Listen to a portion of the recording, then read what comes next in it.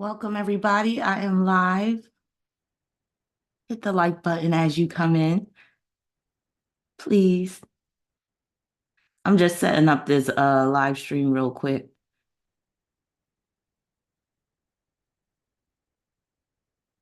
And last time, I just want to apologize because the last live stream, I made a mistake and I set the chat to members only. So this time I'm making sure that it is subscribers only. So if you want to chat, you need to subscribe.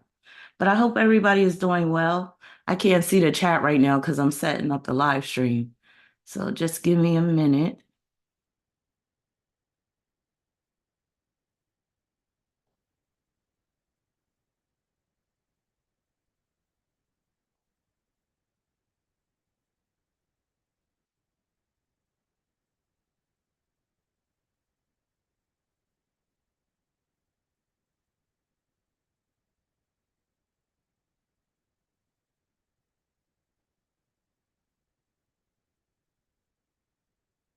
All right, that should do it.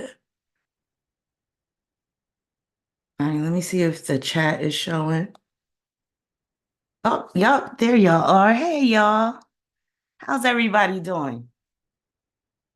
Happy Aries season. Happy birthday to all the Aries.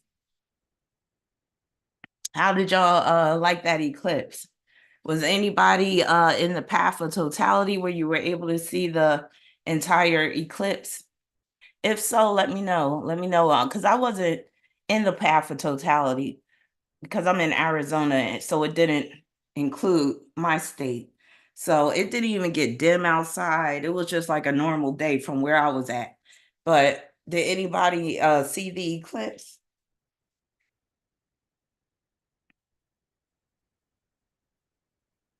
Let's see who we got in here. We got Keegan, what's up? Yes, you are first. We also got the Sacred Artist, Diggable Planet in the house. We got Isaac. Hey, how you doing?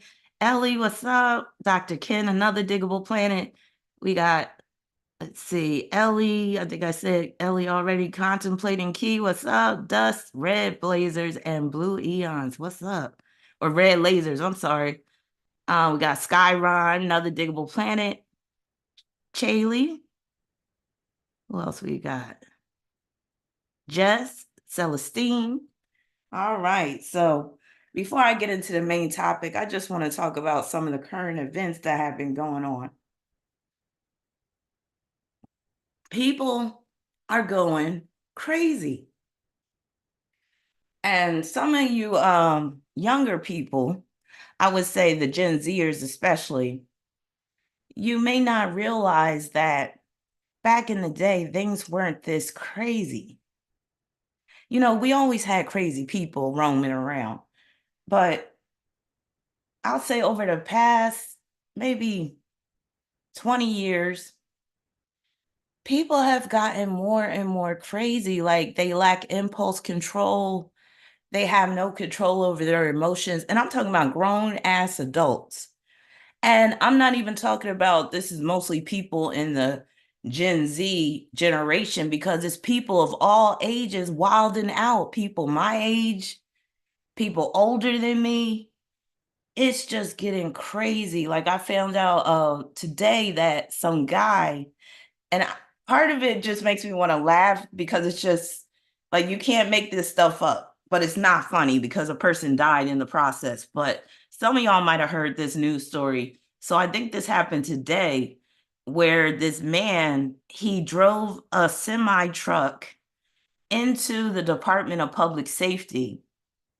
Why did he do that? Because he went for a test for his CDL, which will give you license to drive a truck professionally. And because he failed, he got mad, stole a semi truck, and decided to drive it through the Department of Public Safety building. Again, you really didn't see stories like this back in the day. And yeah, people were wilded in the 90s, but not nowhere as near as they are now, Patricia, because I was an adult in the 90s. You know, I was a teenager, but then I became an adult in 94. So I just know that things weren't always this bad with people just acting a fool. And again, it's people of all ages, old ass ladies acting a fool. 12-year-olds robbing banks now. Like, you really didn't see stuff like oh, and another thing I saw today, this dude, I think this happened in, I'm not sure where this happened, but this dude, he was robbing this lady and he pushed her down the steps, and it was on a church. It was the church steps. So now old ladies are being robbed while they're going to church, and she cracked her head on the sidewalk. Like, this shit was just so crazy. But I just wanted to talk about real quick, like, why things have gotten so violent over the years, or why I feel like things have gotten so violent over the years with people.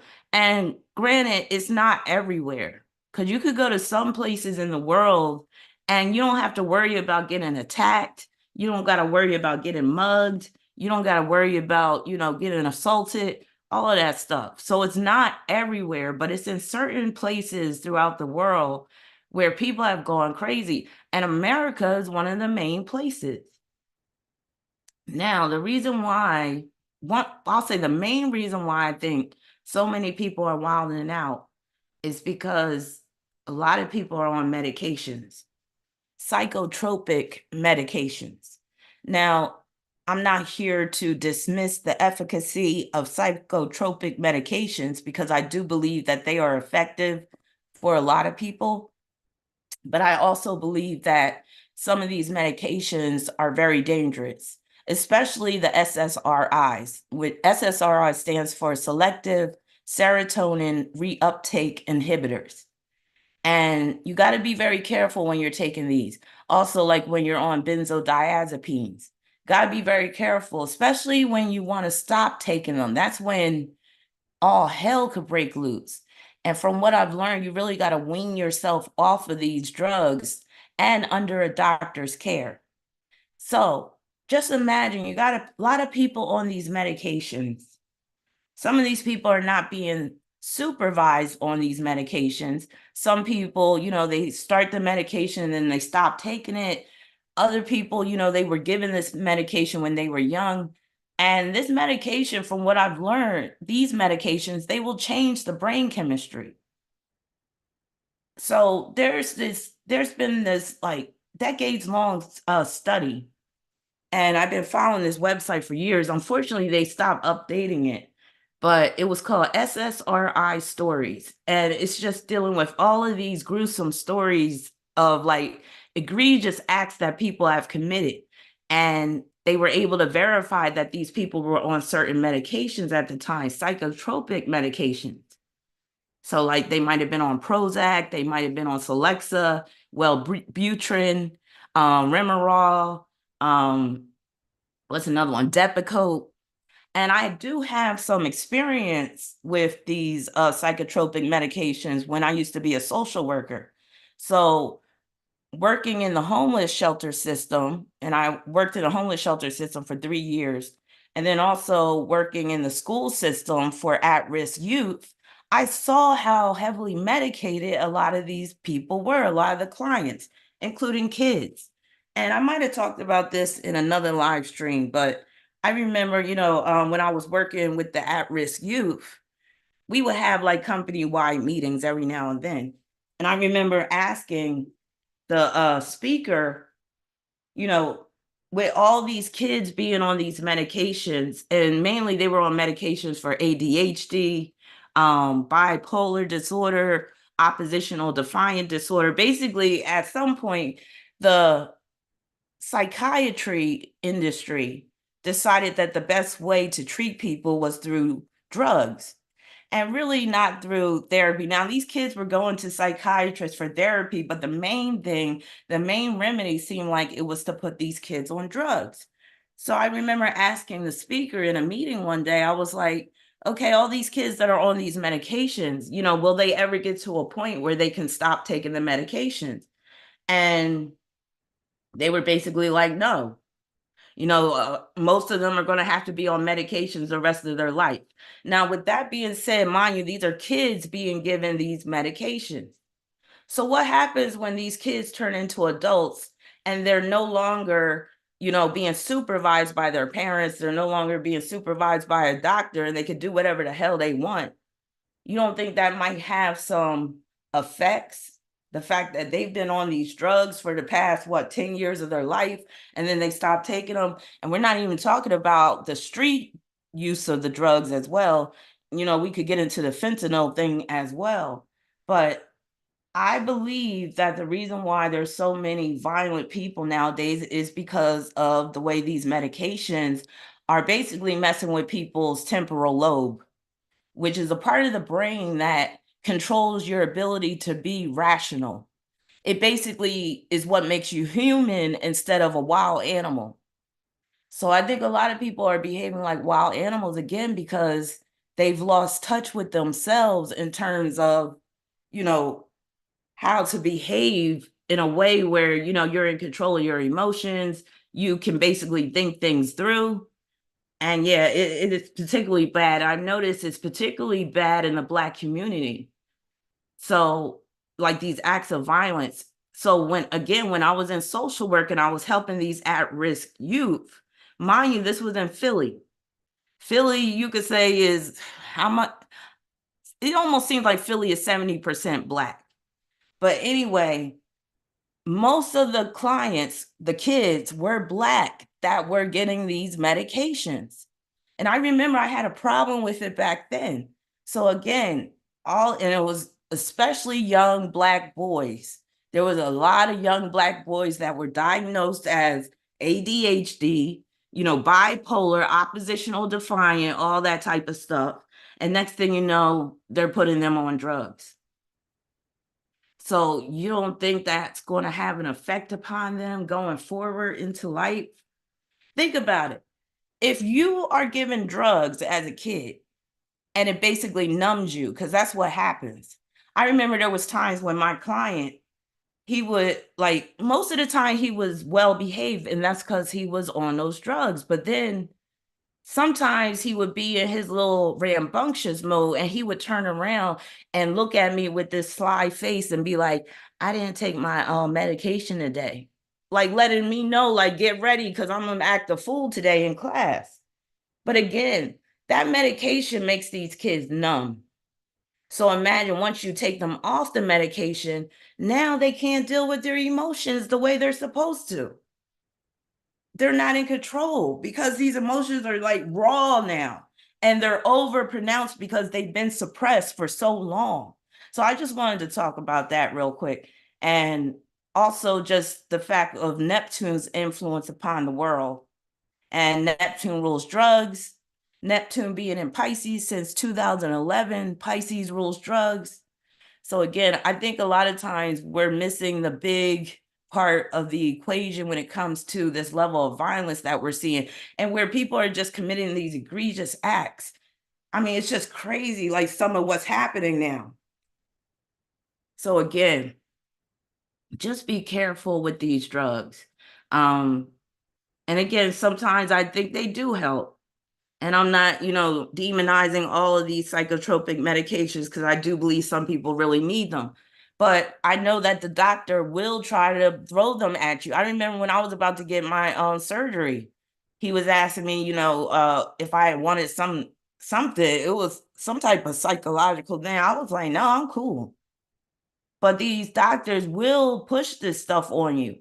So you really have to ask yourself, is this something I really need, or can I try to manage this stuff on my own? And there was one tidbit of information I'm trying to think. It wasn't until Prozac was invented that you saw an increase in bipolar disorder diagnoses.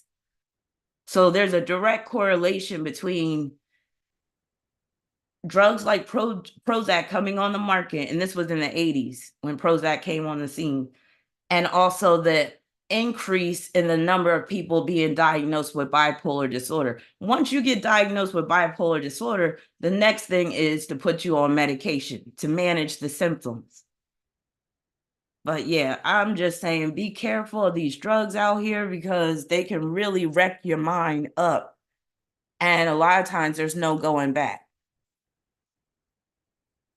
All right, let's oh yeah. The reason why I wanted to talk about this too is because that story that I read about this astrologer, this black woman astrologer, and some of y'all might have read about it. I posted it in my Patreon about this.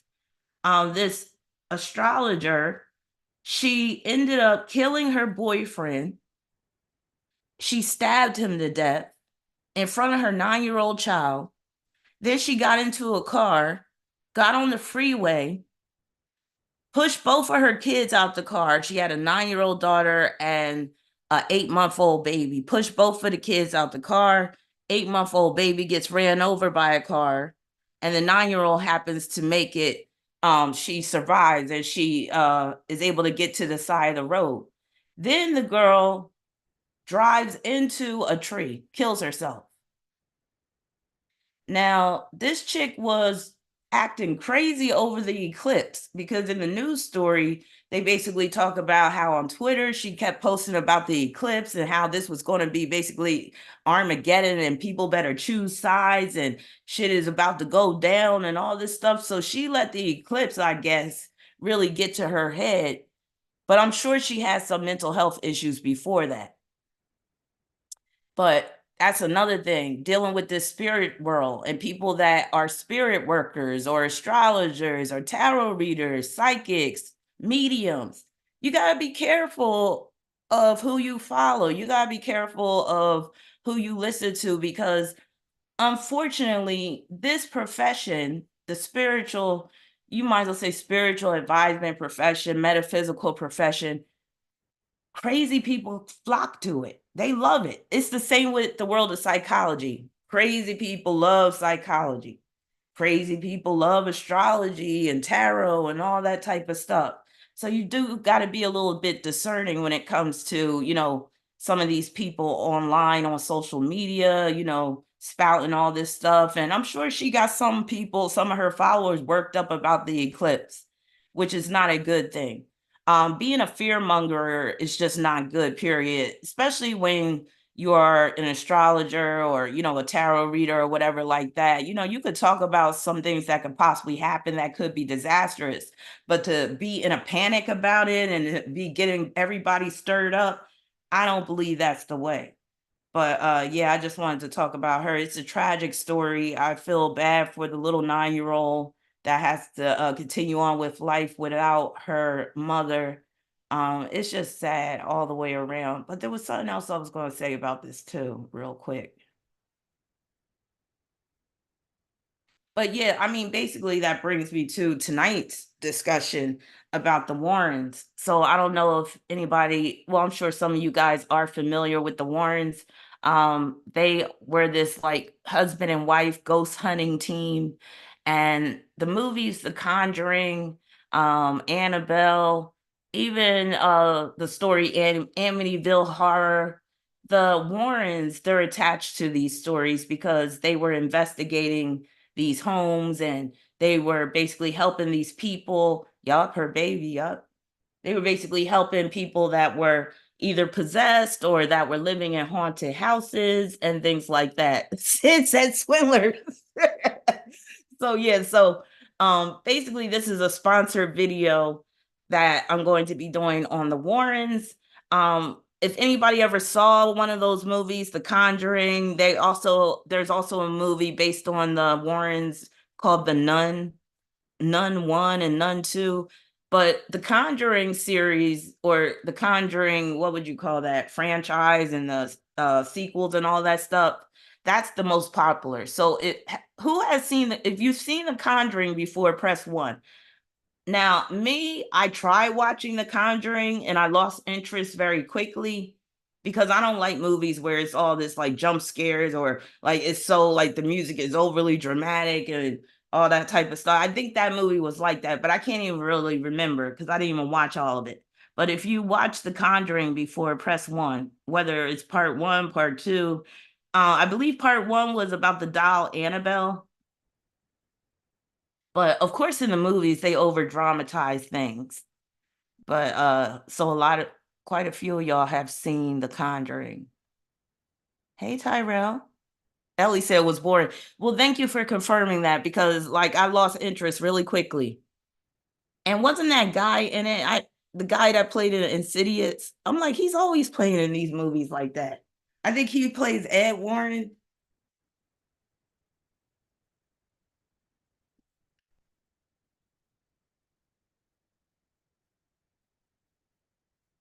Now, the Insidious movies, they're different. Like, I don't think the Warrens had anything to do with those stories. I think the Insidious movies are totally like made up. But some of these movies, like The Conjuring, they're supposedly based upon true stories.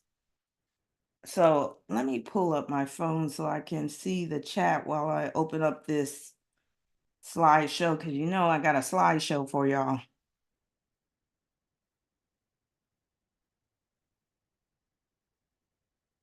But yeah, it's just sad. Like if you're empathic like me, then you'll see that the world is just turning cold. Like, and the Bible even talks about this. What do they say? Men's hearts will wax cold. I'm not religious, but I do go back to the Bible every now and then. And you said your name is Valak. That's from the nun, isn't it? But some of what the Bible says about the future is on point. And then the whole saying men's hearts are failing them for fear. Then there also this the verse where it's like mother will turn against daughter, father will turn against son. Like it's crazy, it's getting crazy and it's not slowing down. Why? Because, and this might sound pretty bad on my part, but the crazy people, they keep breeding. They keep having more kids. So, and there's nothing we could do about that. You know, I don't subscribe to the whole eugenicist belief and stuff like that. But sometimes when I really get into my Capricorn mode, I'd be like, you know what? Those eugenicists, they did have a point to a certain degree. Again, I don't believe that eugenics is a good thing, but I kind of understand their philosophy.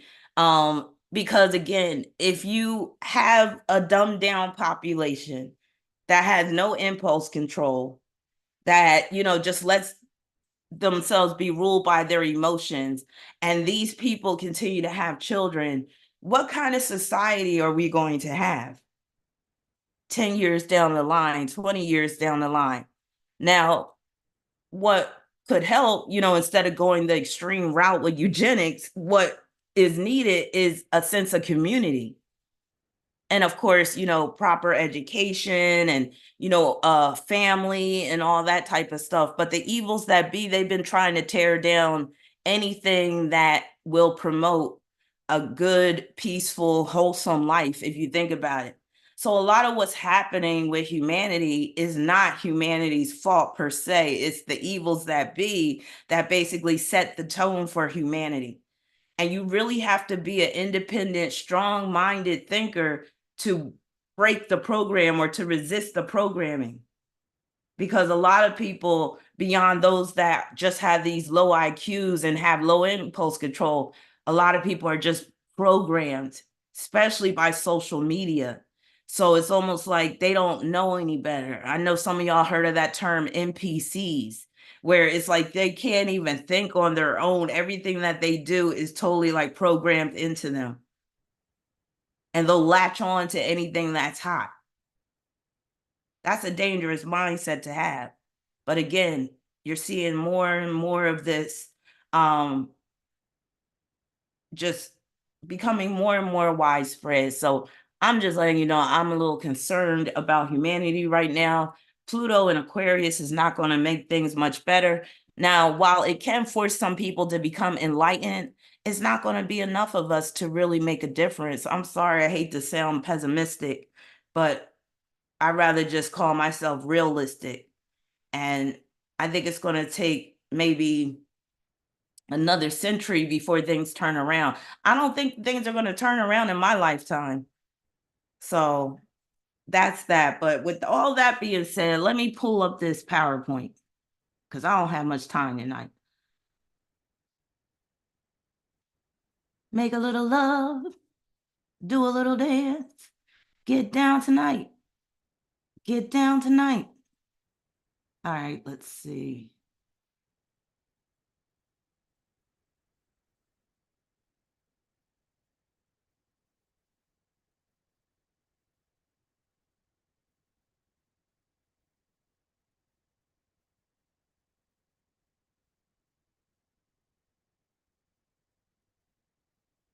All right, the Warrens. All right. For those that don't know the Warrens' birth dates, Lorraine Warren is on the left. Y'all let me know what her sign is just by looking at that face. If you know her sign, don't say it. I want to see if people that don't know her birthday could pick up on her sign just by looking at her face. Come on now.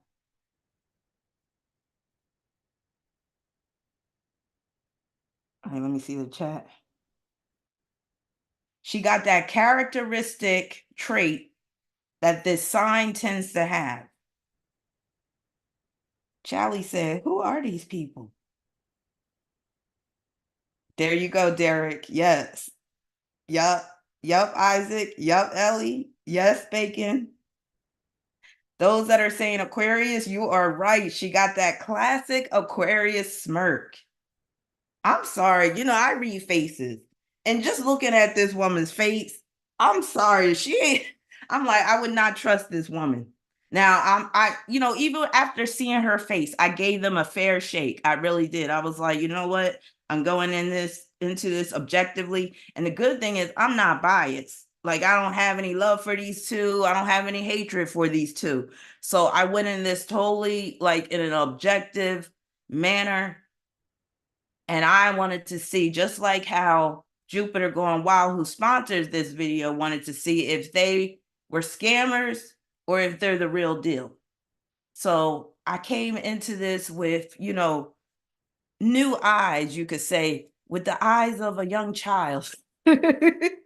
Because again, I've never really gotten into these conjuring movies. I never really gotten indoctrinated into the whole Warren cult, because it is kind of cult-like in terms of their following. Amanda said, bad vibes from her face. Awkward letter says she looked like she playing off a fart, right? And it one that stank too.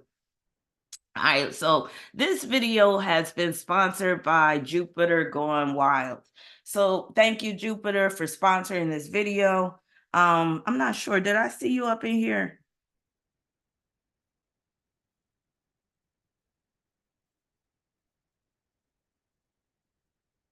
Now I see your name, but I don't see Jupiter Going Wild. So I don't know if you changed it back. But if that's you, press a 1 so I know that you're in here. But anyway, thank you for sponsoring.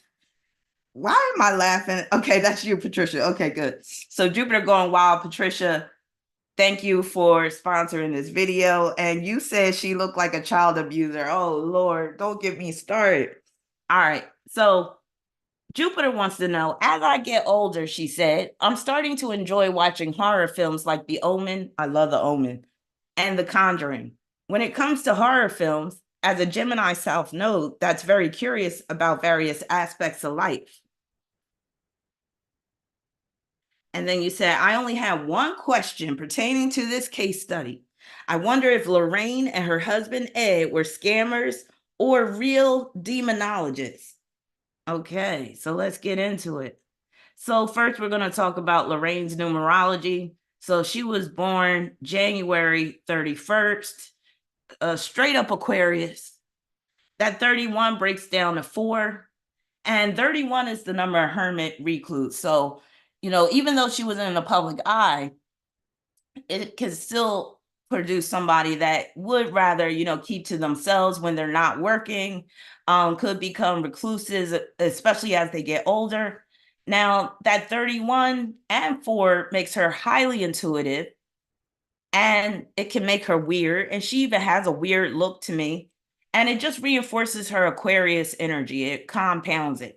Her life path number is 24, breaks down to 6. 24 is a very blessed number. It basically deals with love, money, and creativity. You can't get much better, or you can't get any better than the number 24. So if you have 24 as a birth number or a life path number, consider yourself blessed. Now, with that being said, you're still going to go through some challenges because nobody has a perfect, totally stress-free life. But a lot of times 24s can live better than other people. Now that 24 deals with love and marriage, and her marriage to Ed Warren is a major theme, her and Ed operating as a team. And also money is a major theme as well. Now, Ed's numerology, his birth number is 7, and 7 is the number of mysticism, magic, and spiritualism. Also, 7 is the number of paranormal activity because it's like Neptune and Pisces. And it can also bestow upon a person artistic talent. It also pertains to all the photographs that he has taken, the movies that are based upon their research and their investigations. But 7 can also play out as lies, deception, and basically where somebody is playing make believe. His life path number is a 7. So this explains why he was so heavily entrenched into the world of the paranormal. Basically, with the life path number 7, a life dedicated to the paranormal. But this can also play out as fake it till you make it. And it's represented in the films, again, that were based upon the investigations. So here's Lorraine's chart. Fortunately, I was able to get the birth time, but I wasn't able to get the birth time for Ed. So I have it for Lorraine, but not for Ed. So Lorraine is a Virgo rising, 0 degrees. So that's pure Virgo energy with Neptune rising, and it's in the 12th house in Leo. And she also has Saturn in Sagittarius, South Node in Capricorn, which is a big part of this whole thing, Moon in Capricorn, Sun and Mercury, and Venus in Aquarius. Just off the bat alone, I'm not doubting Lorraine's claims of being highly intuitive. She claims to be a clairvoyant. I'm not doubting that at all. Just having that Aquarius stellium can make a person extremely intuitive, even to the point where the intuitive messages they receive could even scare them at times. And then she has Jupiter in Pisces, Uranus in Pisces in that 8th house, which is very much dealing with being a psychic medium, clairvoyant. Chiron in Aries, Mars in Taurus, North Node in Cancer, Pluto in Cancer. Ed, he was born September 7th, 1926. And I don't have his birth time, so I can't talk about the house placements or his ascendant. But he has Sun conjunct Moon in Virgo, which basically says a lot about his marriage to Lorraine. That's basically him having Lorraine as his assistant, working alongside of her, basically where she's very submissive as well. Like, for instance, like a man that has Sun conjunct Moon, like he wants his woman by his side all the time if he can help it. And usually that plays out if it's in a man's chart where the woman is basically following him. Now, in some cases, this could play out as a gay man's chart, but Ed Warren wasn't gay. So for a heterosexual man, this can mean that he really wants a woman that he can have power over, that he can wield authority over, that he can basically dominate, even if it's not in a mean, ugly way. But when in Virgo, this is basically a man that wants a wife to be rather submissive and wants a wife to be his helpmate and wants a wife to be his servant or assistant. So he also has Mercury in Virgo, Venus and Neptune in Leo, Saturn in Scorpio, South Node in Capricorn. So if you notice, they both have South Node in Capricorn. They both have Mars in Taurus, Jupiter in Aquarius, Uranus in Pisces, Chiron in Taurus, and the North Node conjoined to Pluto in Cancer. Yeah, they both got Mars and Taurus, which should tell you something. Now, on one hand, that can deal with everything that they've collected and accumulated over the years, because they have a museum and they have a lot of artifacts. They have a lot of, items that are haunted and stuff like that. So when you have Mars in Taurus, you could end up accumulating a lot of stuff. You might even become a hoarder if you're not careful. And you might identify with what you have a bit too much. So this right here, it says Lorraine professed to be clairvoyant and a light trance medium who worked closely with her husband. So again, worked closely with her husband. That's Sun conjunct Moon in Ed's chart. But in her chart, this is Neptune and Leo conjoined to Virgo ascendant. This is her being clairvoyant, when you have Neptune on the ascendant, you could be extremely sensitive to the spirit world, extremely psychic, intuitive, especially with Neptune being in the 12th house. Also, she has Jupiter in Pisces trining her Cancer North Node. That's another aspect that can make her clairvoyant, very psychic. And Chiron and Aries trine Neptune and Leo as well can make her very clairvoyant. She also has Mars and Taurus sextile Uranus in Pisces as well, which can make her clairvoyant as well, but where she's actually doing something with this energy.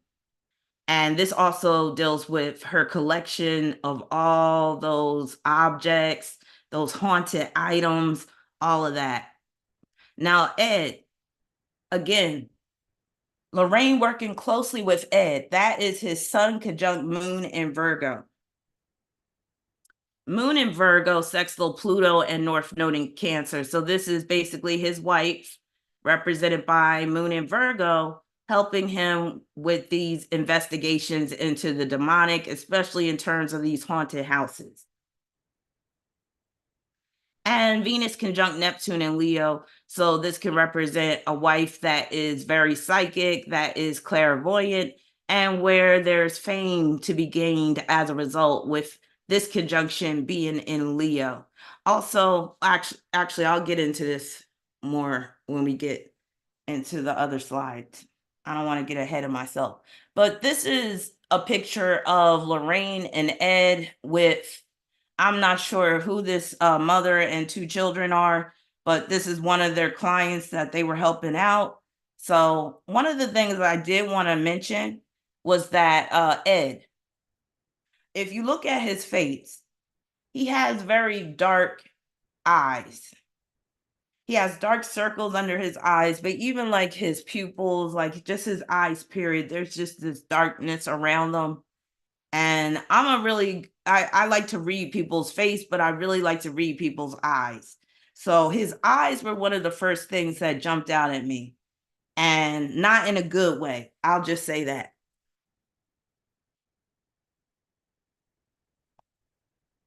It says in 1952, the Warrens founded the New England Society for Psychic Research, the oldest ghost hunting group in New England.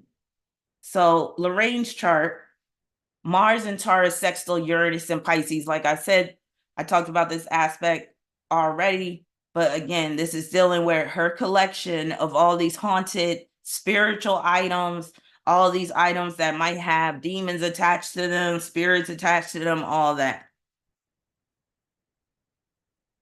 Also, her Jupiter in Pisces ruling the 8th trine Cancer North Node.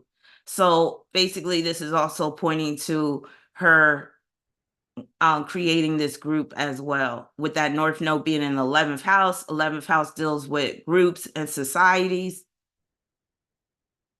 Ed's chart, he has Saturn in Scorpio trine Uranus and Pisces. Again, Uranus ruling groups, societies. This is basically dealing with the New England Society for Psychic Research, and with Scorpio ruling research.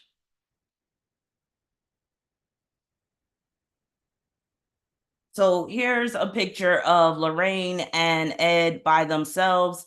It looks like it was the same day that that other picture was taken. But again, if you look at Ed's eyes, there's just this darkness. Again, not just the dark circles, but if you look in his eyes, there's this just dark energy in his eyes. And I feel like this energy is very telling.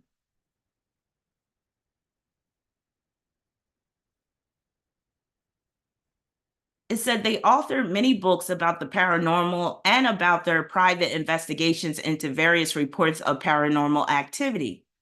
So for Lorraine, she has Mercury conjunct Sun in Aquarius. It's ruling the 12th house through the Sun because she has Leo on the 12th. So this deals with metaphysical books about the paranormal with Mercury ruling books. Metaphysical is Aquarius, and the paranormal would be the Sun ruling that 12th house. And in Ed's chart, he has Mercury in Virgo trine Chiron in Taurus. So this could play out as earning money through books that provide details and words of admonishment.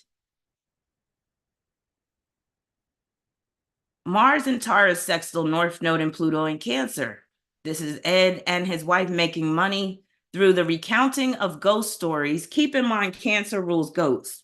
Recounting of ghost stories and paranormal investigations.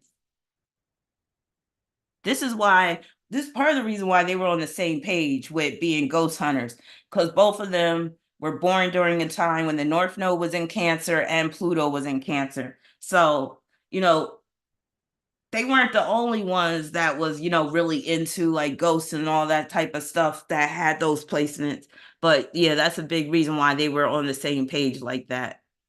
So again, here's another picture of Ed and Lorraine. If you look at Ed's eyes, very dark. I mean, I haven't seen somebody like that really where the darkness around their eyes is that pronounced. But again, maybe you could say it's just an effect of him, what would you say, congregating with demons. But yeah, I find his eyes to be rather unsettling.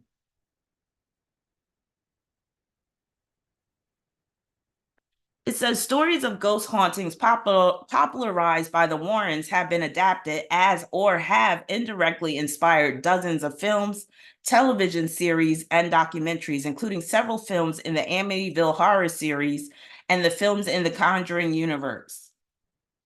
So for Lorraine, this is represented by her Jupiter in Pisces trine Cancer North Node. So Jupiter in Pisces is representing the films, and the Cancer North Node is representing the ghost stories. For Ed, this can be seen through his Venus conjunct Neptune and Leo with Neptune ruling films. Venus is money, so this is him getting money through these films that became popular, which is Leo. Leo is popularity. Leo is stardom. Leo is fame. Leo is celebrity. Leo is entertainment. So at the end of the day, Venus conjunct Neptune and Leo, you could say, was this all just for the purposes of entertainment? Was this all for the purposes of becoming famous? Saturn and Scorpio trine Uranus and Pisces. So this is essentially an aspect that deals with films about the demonic.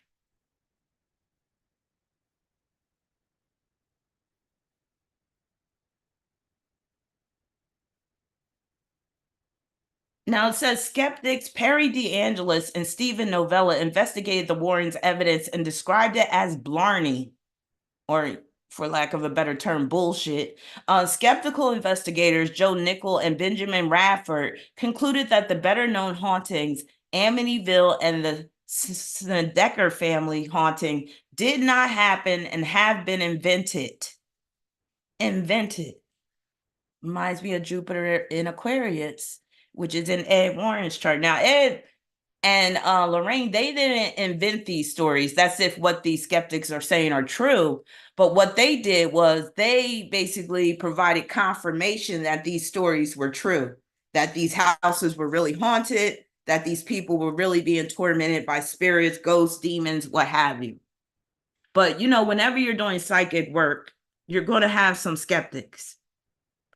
Now, Ed, for his chart, North Node and Pluto in Cancer opposing Capricorn South Node. See, this is the issue. With them both having Capricorn South Nodes, they're going to attract skeptics because Capricorn is the skeptic. So this opposition in his chart, again, North Node and Pluto in Cancer opposing Capricorn South Node. This is representing claims of haunted houses and ghosts bring out the skeptics. It's as simple as that. But it can also mean, because again, South Node in Capricorn is dealing with his past life. It can mean in a past life, he was the skeptic. And it can even mean that he was challenged to face his own skepticism through becoming a demonologist. Now, Venus and Neptune and Leo square Saturn and Scorpio. This is the nail in the coffin for me. And I know I'm doing this early in this reading, but once I saw this, I was like, boom, there it is. This square, Venus and Neptune in Leo square Saturn in Scorpio. This is the epitome of a snake oil salesman aspect. Have you ever heard of the term snake oil salesman? Well, back in the day, they had door-to-door salesmen that were selling, fraudulent items. Like, it was basically door-to-door scammers, and people actually believed it. And it really did start with some person selling snake oil or whatever like that. And that's where that term came from. But once I saw this square and edge chart, I was like, oh, look at this. This is an old snake oil salesman. But instead of snake oil, he's selling demon oil. Hey, Aquarian Essence. So this doesn't help his case at all. But more about this square in a minute. Now, Jupiter in Aquarius square Saturn in Scorpio. Now, Jupiter in Aquarius can manifest in a number of ways. One of the ways that it can manifest, namely through Aquarius, is to fabricate something, to invent something. Like, remember what the skeptic said. What did the skeptic say? Let me go back. Hold up. Because he used the key word. Okay, here it is right here. Skeptics Perry DeAngelis and Stephen Novella investigated the Warrens' evidence and described it as blarney. Skeptical investigators Joe Nickel and Benjamin Radford concluded that the better-known hauntings, Amityville and the Snedeker family haunting, did not happen and have been invented. So, claims of being invented can be seen in edge chart through Jupiter in Aquarius square Saturn in Scorpio. So this could play out as fabricating or even exaggerating demonic manifestations. Like, he might have seen signs of the demonic, but maybe it wasn't as sensationalized for him as he wanted. And next thing you know, he's either fabricating, embellishing, exaggerating, and whatnot. Now, for Lorraine, her Virgo ascended squaring Saturn in Sagittarius. Saturn, ruler of Capricorn, is ruling skeptics as well. So I'm seeing this aspect as where skeptics made her nervous. And she probably let Ed do most of the talking when they were facing skeptics. Jupiter in Pisces square Saturn in Sagittarius. Skepticism of her claims of paranormal encounters. Here's that infamous doll, Annabelle. So in the movie, I think there's a movie, Annabelle, and then there's also The Conjuring. But in the movies, they don't depict the doll as a Raggedy Ann doll. Raggedy Ann was a popular doll back in the day. I think I even had one growing up. But it is a creepy looking doll when you really think about it, just the design of the doll and all that type of stuff. But anyway, it was said that this doll was haunted. So it says the Warrens took the doll, telling the roommates it was being manipulated by an inhuman presence, and put it on display at the family's occult museum. So in Lorraine's chart, she has Jupiter in Pisces. Pisces rules dolls. It's in trine with the Cancer North Node. Cancer rules museums. So with Jupiter and Pisces trine Cancer North Node, that's keeping the doll in a museum. And then Ed has Venus conjunct Neptune in Leo. Again, Neptune, ruler of Pisces, Neptune rules dolls. So with this is him being in possession of a doll that was largely responsible for their fame. So them acquiring this doll really put them on the map. You had one too, Kauai, honey. So here is a picture of part of their museum. So they had a museum down in the basement of their house. Both Ed and Lorraine have passed on. They're no longer on this earth. But when they were alive, they ran this museum. And I think, they would give tours for like $13 or whatever like that. And people would come and they would look at all the objects and stuff like this. But one thing I wanted to express is that the Warrens, they claim to be devout Catholics. Does this look like the home of a Catholic couple?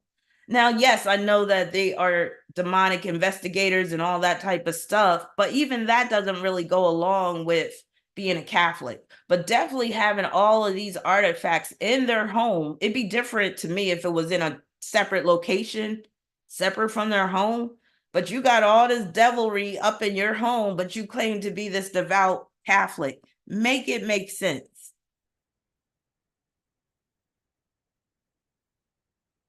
Here's that picture again with that infamous smirk that Lorraine has. And this must have been Halloween time because they got a picture of a jack-o'-lantern. I guess they loved Halloween. They probably made a lot of money during that season. And keep in mind, with both of them having Mars and Taurus, their primary aim is to make money. So keep that in mind as well. Now, it says in 1971, the Warrens claimed that the Harrisville, Rhode Island home of the Perrin family was haunted by a witch who had lived there in the early 19th century. According to the Warrens, Bathsheba Sherman cursed the land so that whoever lived there somehow died a terrible death. The story is the subject of the 2013 film The Conjuring. Lorraine Warren was a consultant to the production and appeared in a cameo role in the film. A reporter for USA Today covered the film's supposed factual grounding. Okay, so The Conjuring was about this witch, whereas I guess the Annabelle was about that, Annabelle doll. So, and again, I think I started watching The Conjuring, but I didn't finish it. I gave up because I was bored. So for Ed, this Conjuring story about this witch named Bathsheba is showing up in his chart through the North Node conjunct Pluto in Cancer. So this is basically representing a witch that cursed the land, with Cancer ruling the land and also witches, and then Pluto ruling the curse. Now, Venus conjunct Neptune in Leo, wife's cameo role. So Lorraine had a cameo role in the 2013 film The Conjuring. So that's pointing to him putting Lorraine in that film for the cameo role.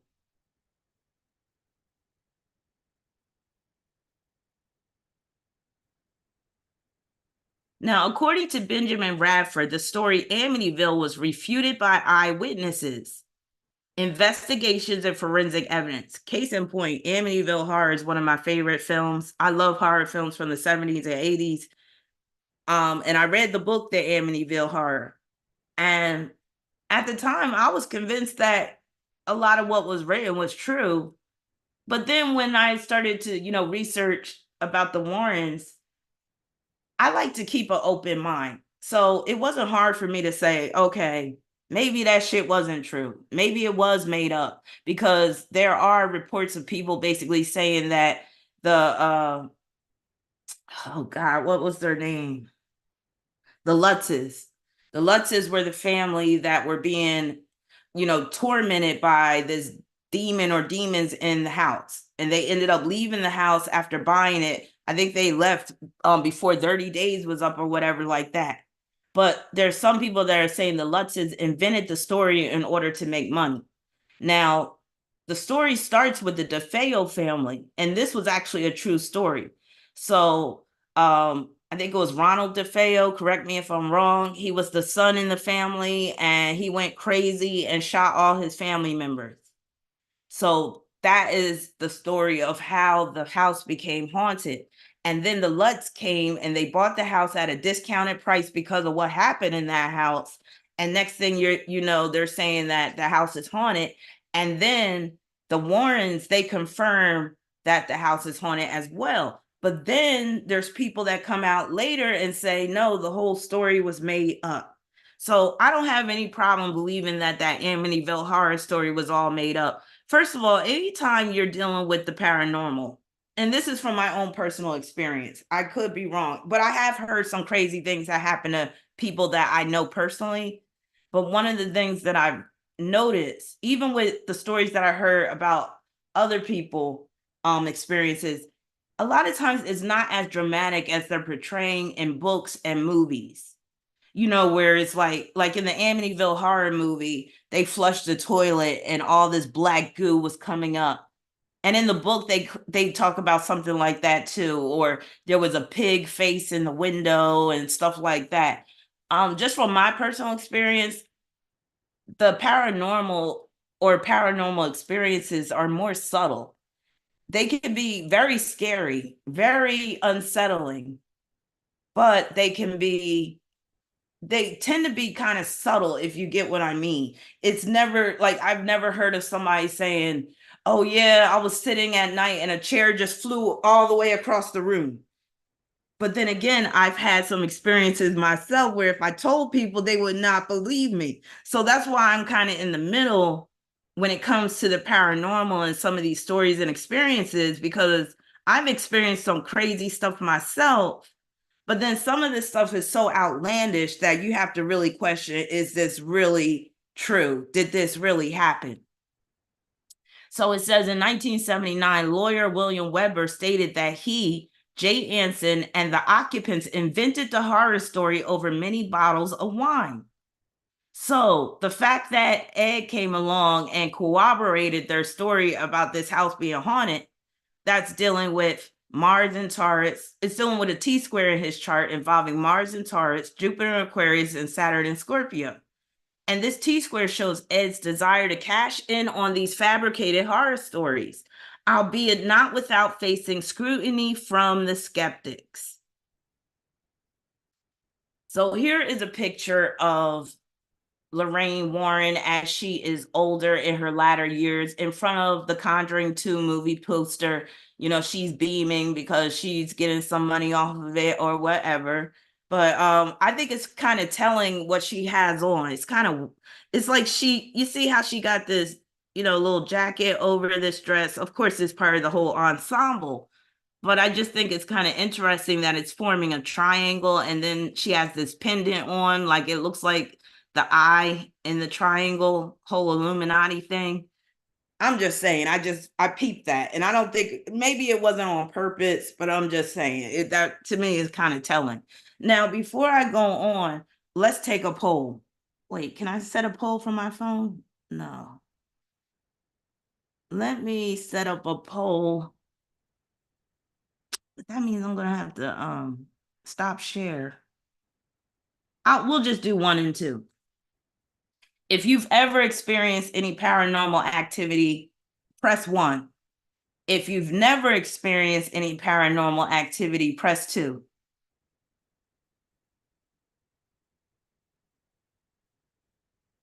If you've experienced paranormal activity before, press 1. And that could be anything from being in a house you thought was haunted to, sleep paralysis, where, they have that term, a witch on your back, to, maybe hearing a voice that is not coming from anybody. All right, so far I'm seeing a lot of 1s. Okay. You can count me in, because I've definitely experienced some paranormal activity. I'll tell y'all one story, and forgive me if you've heard me tell this story before, because sometimes I can't remember what stories I've told you or not. But one time, this was back in, I think, 2013. Yeah, 2013. I'm talking to a neighbor. Like, I was living somewhere where I didn't really want to be at the time, because I was kind of on hard times. But anyway, me and my girls, we befriended this neighbor. She was like, maybe, trying to think, maybe she was in her mid-20s at the time. And, I told her I do tarot and all that type of stuff. So she was like, oh, can you do a tarot reading for me and stuff like that? And I might have pulled her chart or whatever like that. So, she wanted to know, she felt like a demon was on her. So I'm doing the cards and stuff, and I think the devil card came up. I'm almost certain that's what the card came up. And I was like, oh, most definitely, you dealing with some type of demonic, energy. And that's the thing. Like, I could be a skeptic, but I'm also a firm believer that these spirits do exist, and that demons do exist, and ghosts do exist. But is every claim of paranormal activity really true? That's where I can be, kind of skeptical. But anyway, when cards like the devil card comes up and somebody's asking about demons, you basically got to be like, damn, yeah, something is on you. So knowing that, and I don't know why I wasn't more protective over my girls, but she had kids or whatever, or she had nieces or something, but they were like around the age of my girls. So they had went to her apartment and they were playing and stuff. I think they were my daughter and her, and my oldest daughter, she was around 18 at the time, so it wasn't like she was, a little kid. So, and my other daughter, she was like 12. So they're over at this girl's house that, I just did a reading for and stuff. My daughter's sitting at the table with her, and there is a jar of like hair accessories on the table. And this is coming from my daughter. And I know my daughter doesn't lie about this stuff. And then the girl, when I seen her again, she confirmed it too. Out of nowhere, that cup of hair accessories flew in the air and tumbled and fell on the floor. Oh, and before that, I forgot to tell y'all this part. So when I'm doing the reading, after I pulled the devil card, I forgot what card came after that. But I remember telling her, I was like, now that you've gotten this reading, I was like, this demon's really going to show its ass. So that's why, like, when she went back home, that cup flew up like that because, sure enough, the demon was showing its ass. It's like, that's another thing about the Warrens. They believe that you shouldn't use tarot cards. I didn't hear them talking about astrology in a negative way, but I definitely heard them say you shouldn't use tarot cards because it opens portals and stuff like that. Maybe that's true to a certain extent, but I will say this, and I've always been a firm believer of this. When you do get a tarot reading or even a natal chart reading, it activates things. Like you might be aware of things, but you may not really be focused on it. But then once you get a reading, and some of y'all can attest to this, whether you've gotten readings with me or you've gotten readings with other people, it's like once you get a reading, then shit gets activated and it becomes intensified. And that's when it's like, especially if somebody's giving you answers that you might have been denying, then it's like, oh, I can't deny this any longer. I already had a reading. The person said, yeah, this is the case.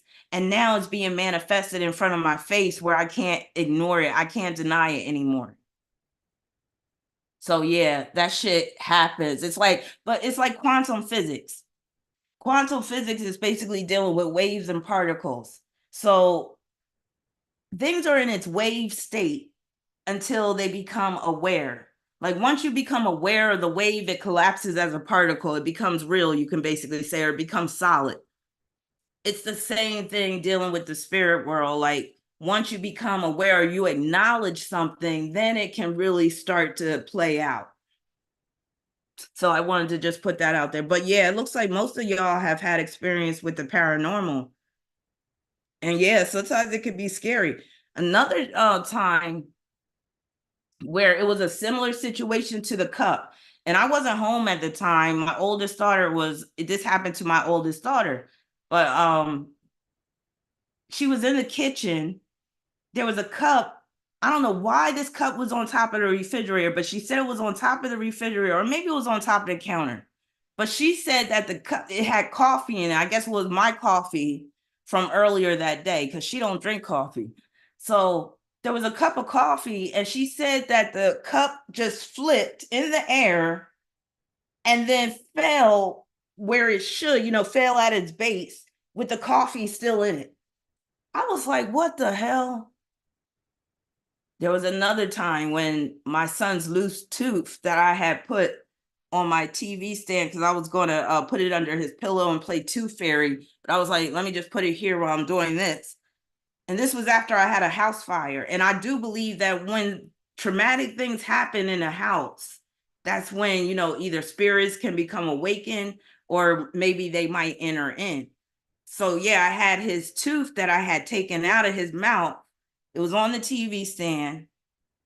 And this was right after the house got finished because the house had to be redone from the fire. And I see his tooth just skip across the TV stand on its own, and it fell on the floor. Mind you, there was no fan blowing. There was nothing, that could make that tooth skip like that. And then I had a man in the house. He was repairing the lights. Because you know how you have those fluorescent lights in the kitchen sometimes, and they're long and you can't, replace them yourself. So he had one of those long fluorescent bulbs. Shortly after that tooth skipped across the table, the bulb busted right in his hand, shattered glass everywhere. That dude was so freaked out. He was like, this has never happened before. Like, he couldn't believe that the light bulb just burst in his hand. I was just like, yo, this shit's crazy. And that's just some of the stuff that has happened. My Pisces daughter said one time she was in her room sitting in her bed, and she said a pencil just dropped from the ceiling onto her shoulder. And again, because my middle daughter is a Pisces. I got two daughters and one son. My son's the youngest. My oldest daughter is an Aquarius with Pisces rising and Mercury and Saturn in Pisces. My second daughter is an Pisces sun with Mercury in Pisces, and she's an Aquarius rising with Venus in Aquarius, South Node in Aquarius, Neptune in Aquarius, all in the first house. Both of my daughters are like extremely psychic, and they're very sensitive to the spirit world. Like, it's crazy, but it makes sense that I would have kids like that, right? Because of what I do. But yeah, so let me stop digressing and get back into this reading. But I just wanted to share some of my personal experiences. No, it didn't break his hand. It didn't cut his hand up or anything like that. But yeah, that was a crazy situation. What's crazy is my son got Chiron and Capricorn. Capricorn rules teeth. So that Chiron can deal with freaky things happening with teeth. And sure enough, that tooth had a mind of its own. All right, moving on. Now it says Guy Lyon Playfair, a parapsychologist who investigated the infill case. Oh, I gotta tell y'all another story. I keep on thinking about stories. This happened to both me and my daughter on two separate occasions. So me and my Pisces daughter. So I remember one time I was sitting in her bedroom, not sure why I was in her bedroom, but I was just sitting there, and she had her closet door open, and just out of nowhere, one of the hangers just starts swinging back and forth, back and forth, back and forth. And I'm like, what the fuck? And when things, that's another thing. I don't know, y'all let me know if y'all are like this.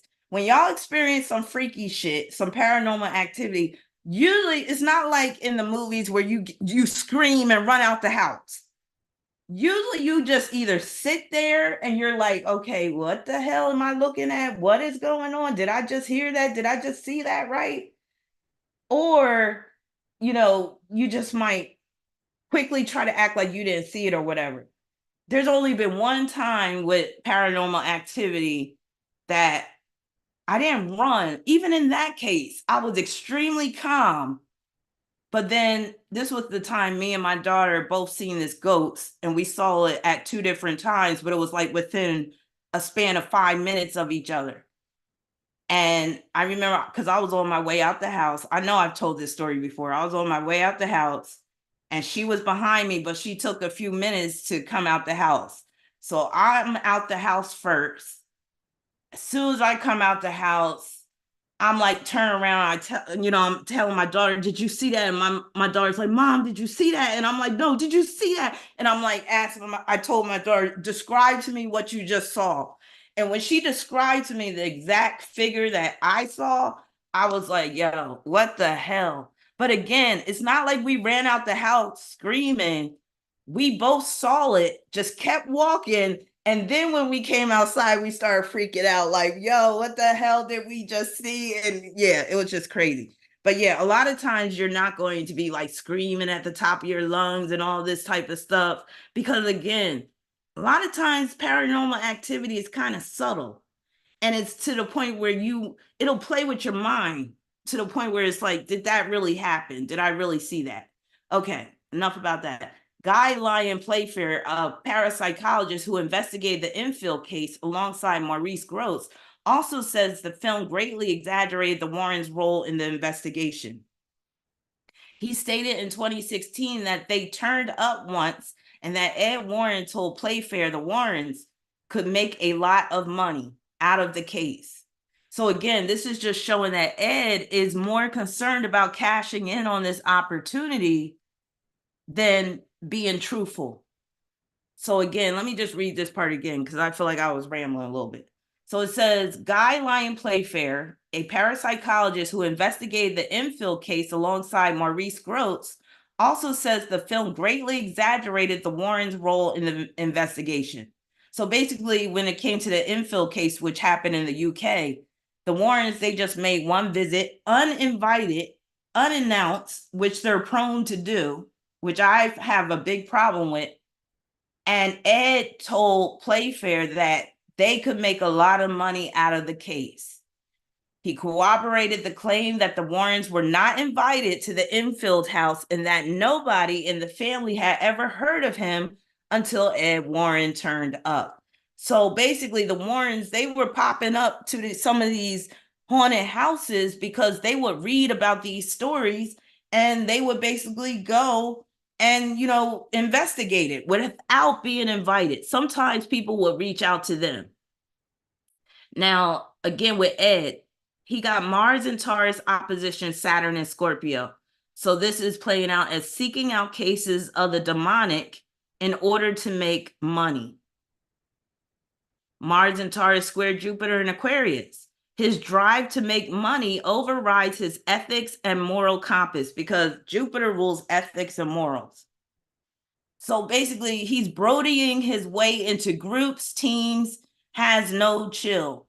So somebody that has Mars and Taurus, they tend to be very determined to basically get things done, very determined to get results, very determined to get money.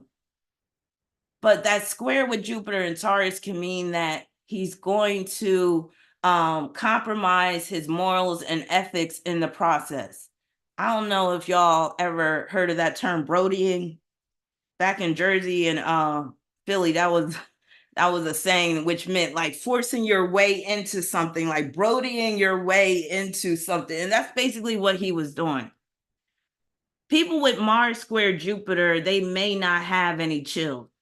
Now, this is another picture of was in their museum.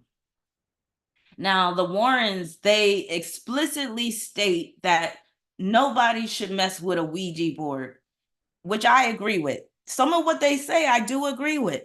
So I agree. You shouldn't mess with Ouija boards because they can open portals to the other side, to the astral realm where demons can come through. I've never played with a Ouija board. Let me ask y'all this. If you've ever played with a Ouija board, press 1.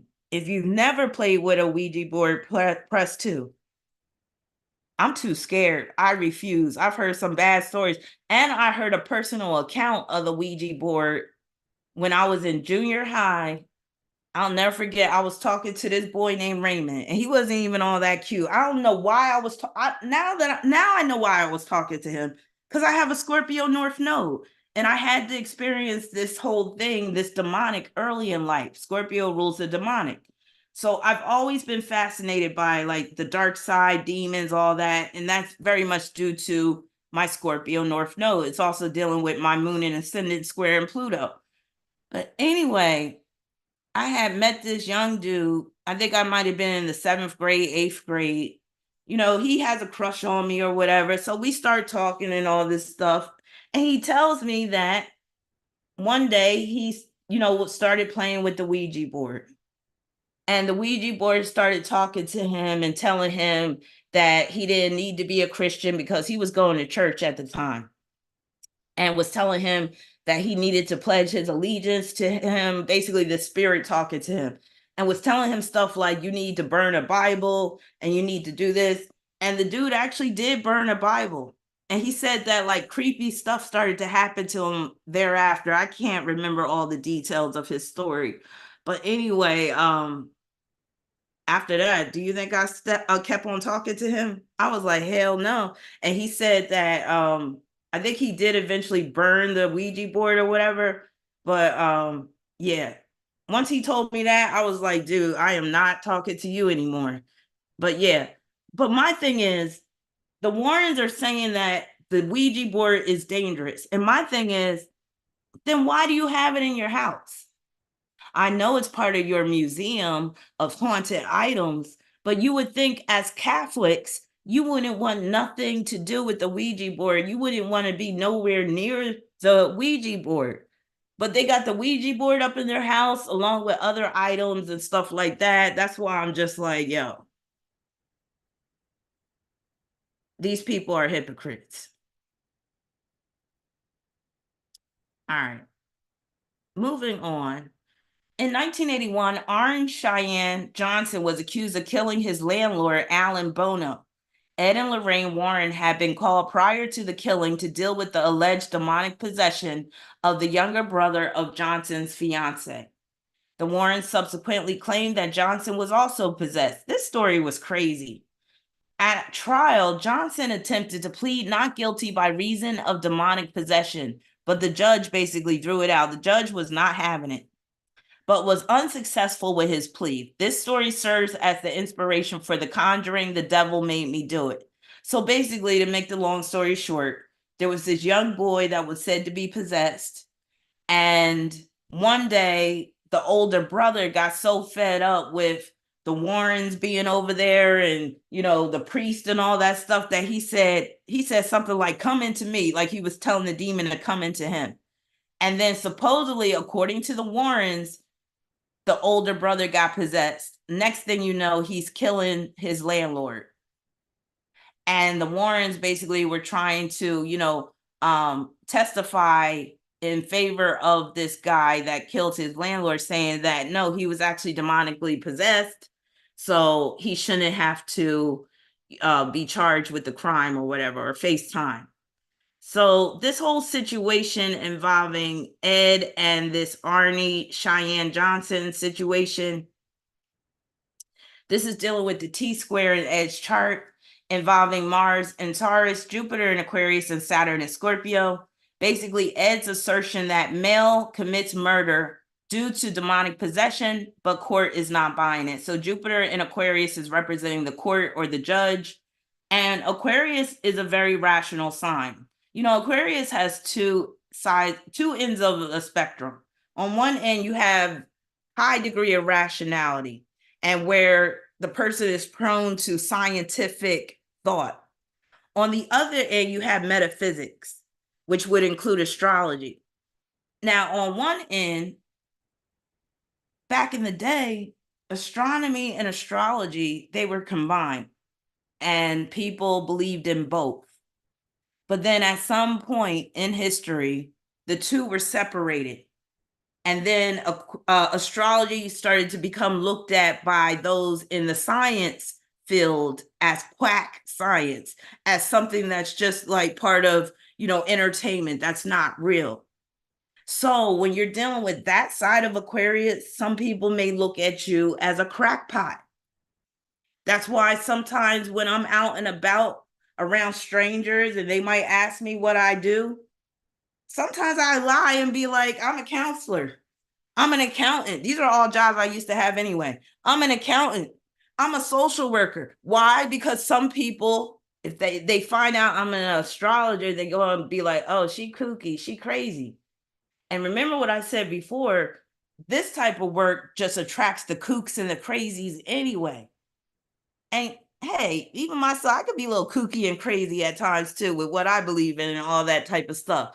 But yeah, so again, you got two sides of the Aquarius spectrum where you got the scientific, very rational side, but then you got the metaphysics, intuitive, astrological side.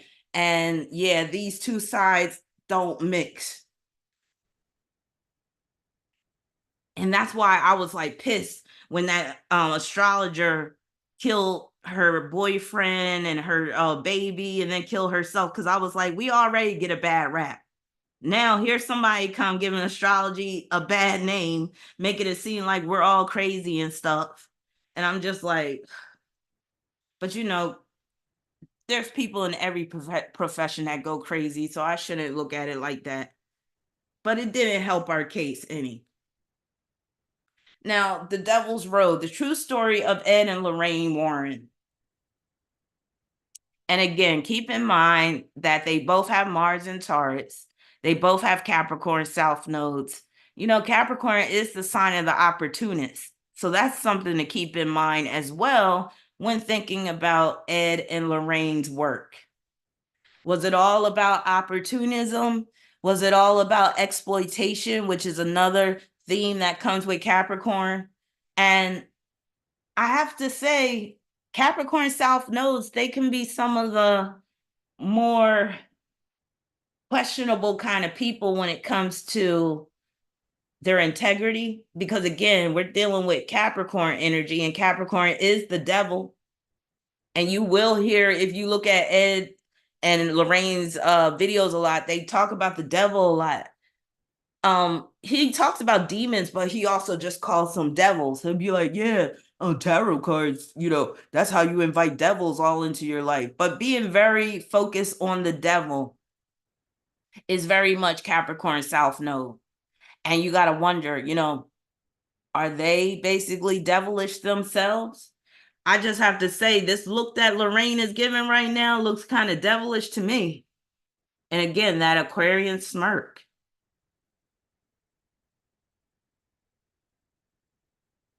All right, so next we have in 1986, Ed and Lorraine arrived and proclaimed the Snedeker House, a former funeral home. So this, I think, yeah, this is The Haunting in Connecticut. I have seen this movie.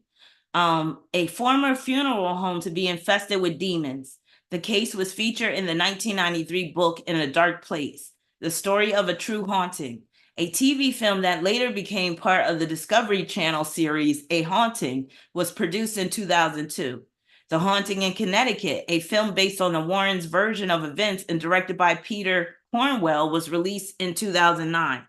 So the fact that they're getting all of these movies that are based upon their life and their work and their involvement in these haunted house cases is dealing namely with Ed's kite. So he has a kite aspect pattern in his chart.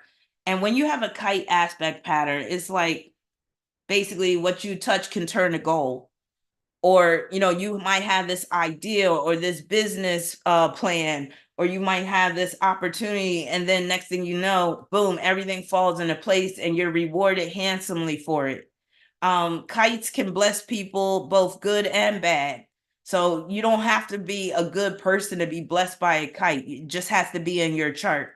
And the kite consists of trines, an opposition, and sextiles. It's the trines and sextiles that make things easy. Like once you set out to do something, everything falls into place and boom. Now you have a whole empire. So you notice that the North Node and Pluto and the Capricorn South Node are included in this kite.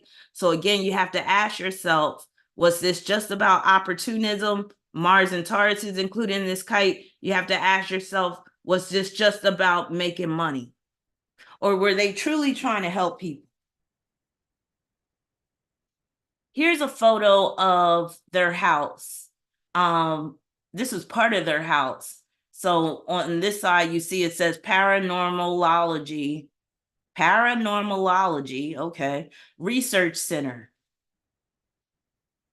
And you see how you got the greenery, you got the hanging plant right here. That's so Mars and Taurus.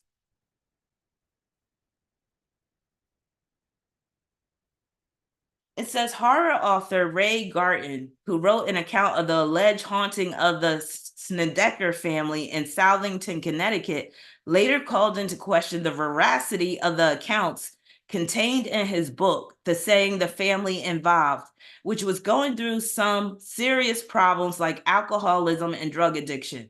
So basically, this author who writes horror books is questioning the official story that later became the Haunting in Connecticut movie.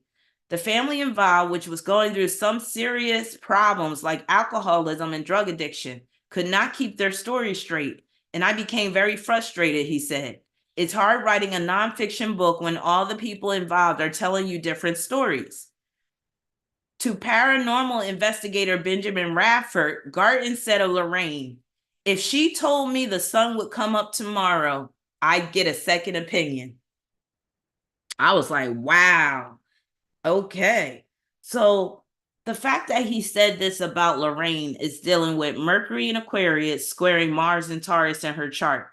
So this is representing a pragmatic man bent on obtaining solid evidence, because Taurus rules evidence, views Lorraine as phony and a crackpot. Aquarius rules phoniness, and some Aquarians can come across as crackpots with some of their, lofty ideas. Aquarius rules aliens too. So just think about people that claim to be abducted by aliens.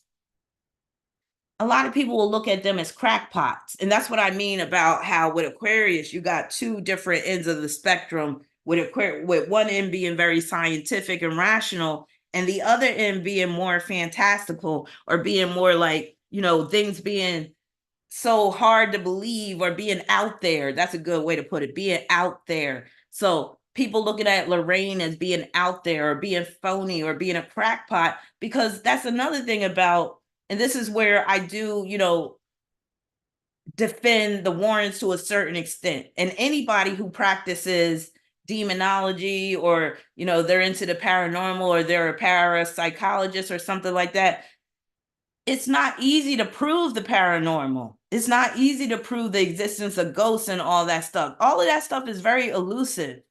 So, and it goes against that Taurus energy, because Taurus is dealing with what's real and what's solid, what's verifiable. But a lot of times what goes on in the spirit world, it is hard to verify, including intuitive messages, which is Aquarius. Taurus doesn't know anything about intuition. So that's the Aquarius realm. Sagittarius is also intuition as well. And both Sagittarius and Aquarius, they clash with Taurus. So again, if you're telling somebody that I know that this is going to happen, and they ask you, how is this going to happen? And you'd be like, well, my intuition told me. You can't prove what your intuition is telling you, can you? So again, when it comes to intuition, people could easily look at you like a crackpot, like you're, or phony, or like you're just out there, because you can't quantify it. You can't solidify intuition. Same with psychic energy. You just can't. So that's why, that Taurus energy will always basically be like, well, see, you can't prove it. You can't verify it. It just is what it is. And that's one of the, crazy things about life on Earth. There's just some things that you just can't prove, and you just got to believe. And a lot of times, the more you invite that into your life, the easier it will for you to have those experiences with the paranormal. But you can also totally shut it out too, just on the mere fact of, I refuse to believe it. So here's a picture of the Warrens when they were young, and I think this is their wedding picture. As you can see, Ed has on a sailor uniform. Lorraine is wearing a little white wedding dress. But again, you can still see the darkness. Even when he was young, you can see this darkness to his eyes, and I'm not feeling that. Now, I'm thinking that Ed could have had a demon on him, and that could have started from an early age, especially because he has Mars opposition Saturn and Scorpio. So that could be what we're seeing, the energy of the demon with the darkness of his eyes.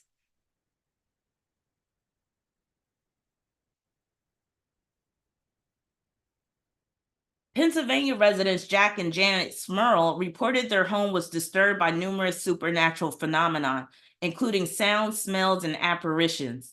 The Warrens became involved and claimed that Smurl home was occupied by 4 spirits, and also a demon that allegedly sexually assaulted Jack and Janet.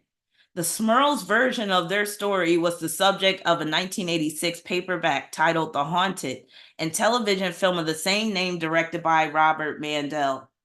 So again, for Ed, because they were able to make this film and also this book and capitalize on it, it's dealing with this kite again. And you see how his wife is included in this kite with the moon in Virgo. Here they are outside of a house that they are plotting on. So again, they would go to people's houses. I'm gonna wait till I get to this slide, because once I found this out, I was like, yo, now I'm totally convinced that these two are swindlers rather than saviors. And again, some of what they say I do believe, but I'm just saying they were more about getting money than helping out these poor families. Even the look on their faces right here is a look of opportunism instead of a look of concern. Look at that, both of them.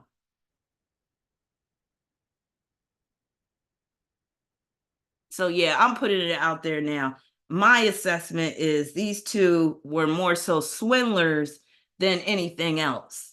But again, with that being said, I do believe that Lorraine is very intuitive, very psychic, clairvoyant, all of that. I do believe she had those abilities.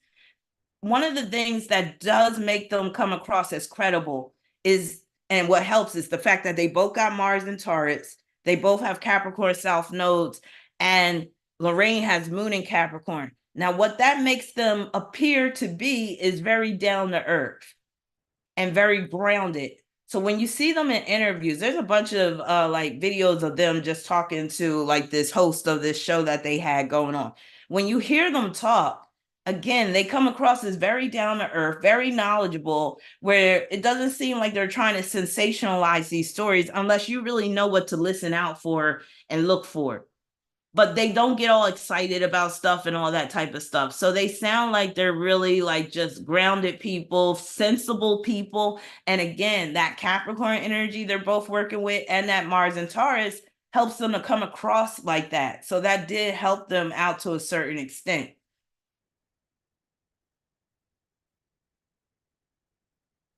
Now it says in 2017, Judith Penny claimed that she had a 40-year sexual relationship with Ed, starting when she was 15. So this is where, you're really starting to see that darkness of his eyes manifest through some of his actions. So I didn't know this, but again, I didn't know much about the Warrens until Jupiter Gone Wild, aka Patricia, sponsored this reading. So this tidbit of information had me raising an eyebrow like, So again, it says in 2017, Judith Penny claimed that she had a 40-year sexual relationship with Ed, starting when she was 15, which means she was underage, right? According to Penny, when she became pregnant, Lorraine persuaded her to have an abortion because the birth of a child would become a public scandal and could ruin the Warrens' business. Penny also claimed to have witnessed the couple engaged in physical abuse. Now, it was said that Lorraine was perfectly fine with Ed having this girlfriend on the side. So basically, that means that they were in an open marriage, which is very easy for Aquarius to be in. Maybe not all Aquarians, but that is the Aquarian way to be in an open marriage. A lot of Aquarian women, they just don't have that jealous streak that other women might have. Some do, and especially if they have like something like a Leo or Taurus or something that's going to combat that Aquarius energy. But I've seen women with Venus and Aquarius in particular where they just don't have that jealousy, and where you got to kind of dump them over the head because it's like, yo, your man cheating on you and it's so blatant, but you act like you don't see it or you act like you don't care. And sometimes they find out about it until it's a bit too late. But anyway, in this case, Lorraine, she basically gave Ed her blessing. But I don't think Lorraine had much of a choice because remember, Lorraine is very submissive in this marriage with Ed, which is evidenced by his sun conjunct moon in Virgo. And then she's a Virgo rising, which means that she knows how to play the very submissive role. So if she's dealing with a man, her husband, that's like a boss over her, again, he has sun conjunct moon, then did she really have much say in the matter? I don't think so. But anyway, he gets with this young girl, and then it says Lorraine had it written into her contract for the Conjuring film series that she and Ed could not be portrayed having sex with each other, engaging in extramarital affairs, or engaging in crimes like sex with a minor. So she was trying to clean it up, cover it up for the film. Now, in Lorraine's chart, This deals with her having Sun and Mercury in Aquarius, quincunx, Pluto in Cancer. This is basically her trying to get them to change up some of what is dealing with the personal details of their life, which would be the Cancer side. The Aquarius would be trying to change up some of those details so they could continue to look honorable. Now, Ed has Venus and Neptune in Leo squaring Saturn and Scorpio. That basically is the epitome of statutory rape, but it can also deal with infidelity when related to Lorraine. And when you have Venus conjunct Neptune, that can be a very passive partner. In Ed's case, a very passive wife that can look the other way. Now, also, Moon conjunct Venus in Virgo, trine Capricorn South Node. This represents his young assistant who became his lover. But again, also, it's representing Lorraine being complicit with the affair. But again, did she really have a choice in the matter because she's in this very submissive position? And she got with Ed when she was really young. They were both very young. So you know how some people, they just become so accustomed to somebody that it doesn't matter what they do anymore. You just ride with it.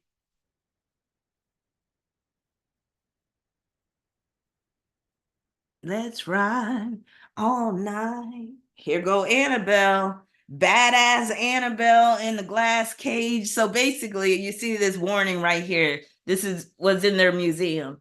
I don't know what happened to Annabelle now. I heard that their son-in-law is running the shop now, but you see the tarot card, you see the devil card right here.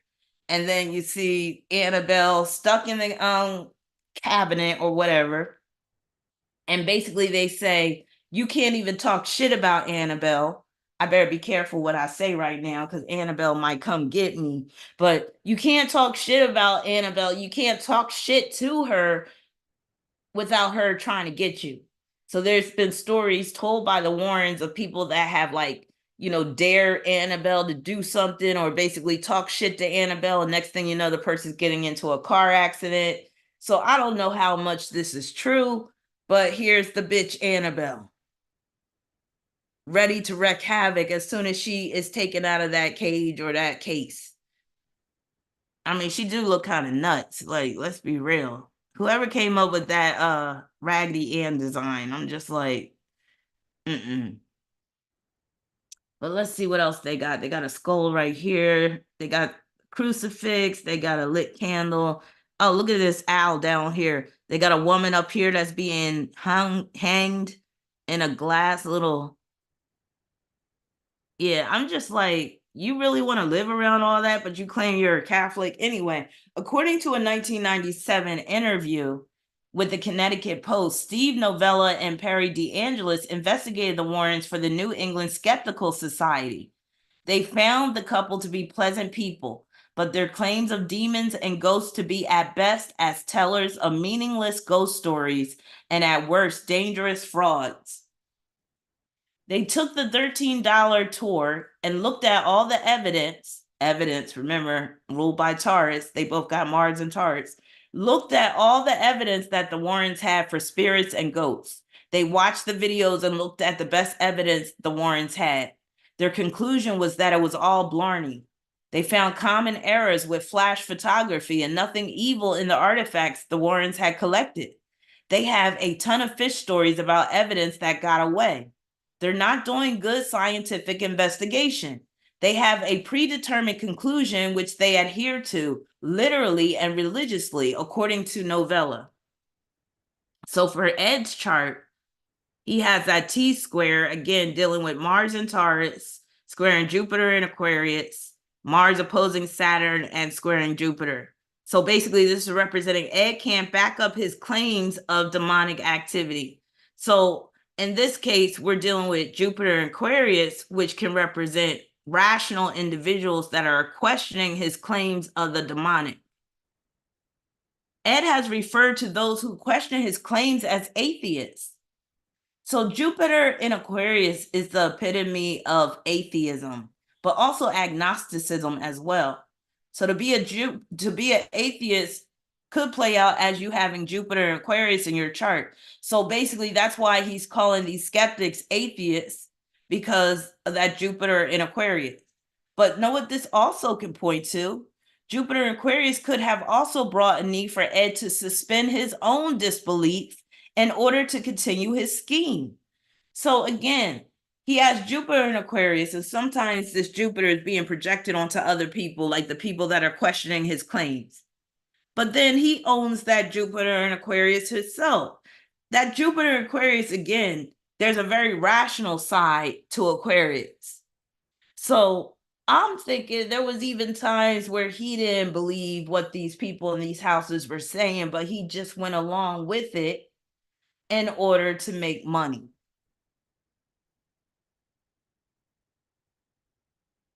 And that's why he can talk so nonchalantly about these demons, because a lot of it didn't happen from what I can see. Now, Lorraine Warren said that the problem with Perry and Steve is that they don't base anything on a God. Novella responded, it takes work to do solid critical thinking. Remember, Novella is the skeptic. To actually employ your intellectual faculties and come to a conclusion that actually reflects reality.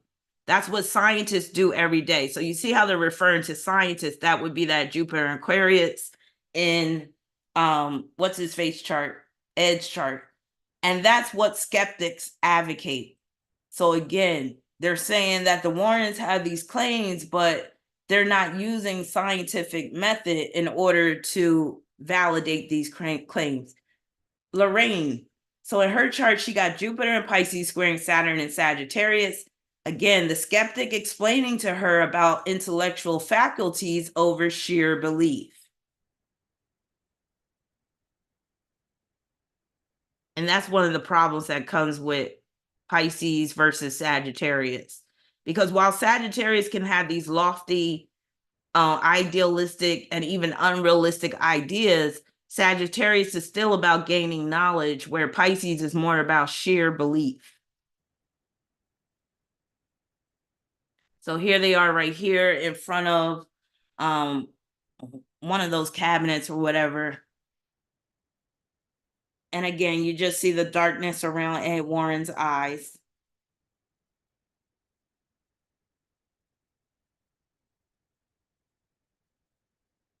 Now, it says in an article for the Sydney Morning Herald that examined whether supernatural films are really based on true events, that investigation was used as evidence to the contrary. As Novella is quoted, they, the Warrens, claim to have scientific evidence which does not indeed prove the existence of ghosts, which sounds like a testable claim into which we can sink our investigative teeth. What we found was a very nice couple, some genuinely sincere people, but absolutely no compelling evidence. While it was made clear that neither DeAngelis nor Novella thought the Warrens would intentionally cause harm to anyone, they did caution their claims, like the Warrens, serve to reinforce delusions and confuse the public about legitimate scientific methodology. So with Lorraine, again, she has Mercury in Aquarius squaring Mars and Taurus, lacking evidence to back up her claims. And with that Capricorn South Node being tested and scrutinized. So Capricorn rules test and it rules scrutiny. So being under scrutiny is very much, possible when you have a Capricorn South Node. Being tested is very possible when you have a Capricorn South Node. Same when you have a Capricorn North Node. Trust and believe you will be tested at various times in your life. Ed, he has that T-square with Mars and Taurus, Jupiter and Aquarius, Saturn and Scorpio. Investigations conflict with scientific methods. Capricorn South Node, again, being tested and scrutinized. So I think this is their son. I know they had a daughter, but I guess they had a son as well, and I think that's him. But I think this picture with the dog looked like a little chihuahua. I think that dog is really, I think this is a really telling picture because the dog is disturbed. Like, you see how like peaceful and calm they are, but the dog is like going off, like barking at something. So I'm just like, but they acting like everything's fine. Especially Lorraine holding the dog. I'm just like, that's kind of weird. But they are weird people. I guess the dog saw a demon. Those little dogs that be acting fierce and crazy like that, they be cracking me up. All right, this picture is very unsettling if you ask me. So here's another picture of part of their museum. As you can see, there is an album in the back. It says witchcraft. What does it say? The story of man's quest for supernatural power. And then there's this owl back here. You got this dusty looking doll right here. That doll's scarier than the Annabelle doll. They should have made a movie about this one. But yeah, I wonder what the story is behind this doll. But yeah, again, you're living in a house with all these creepy items, but you claim to be so God fearing, and I'm just not buying it. Now, in the other corner, you have the portrait of the Warrens as championed by skeptics and other doubters, a pair of conniving, reality distorting, shamelessly grandiose self promoters, and sham psychics running a long term con job. The recently released Netflix documentary, The Devil on Trial, takes up this point of view. While the narrative remains fully credulous about all things demonic, the Warrens are ultimately depicted as swindlers who preyed on vulnerable families in order to sell their own story for fame and fortune, which I believe that is the case with the Warrens. So for Lorraine, her moon in Capricorn is trining Mars in Taurus. So this can show that it was a business at the end of the day and a chance to satiate her appetite for antiques and history. So, I mean, it just so happened that these antiques are basically demonic or haunted or whatever, but it still satisfies her craving to collect antiques and to, be able to have pieces of history and all that type of stuff, which is what somebody with this trine could be into. Also, Mercury and Sun in Aquarius squaring Mars and Taurus again. This is just showing evidence that is lacking. Also, Pluto and North Node in Cancer opposing Capricorn South Node. Opportunism, represented by the Capricorn South Node, is the underlying reason for these ghost hunting and demon seeking missions, which would be represented by Pluto and the North Node in Cancer.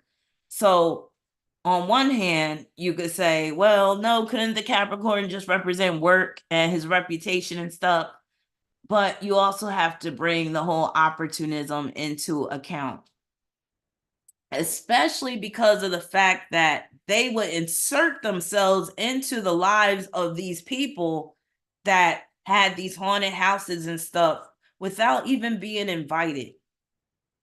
Now, sometimes they were invited, other times they weren't. And again, remember this aspect: Venus and Neptune in Leo squaring Saturn in Scorpio. This is a snake oil salesman aspect, a con artist aspect. Basically, his fame also triggered the skeptics. That's what this is showing as well.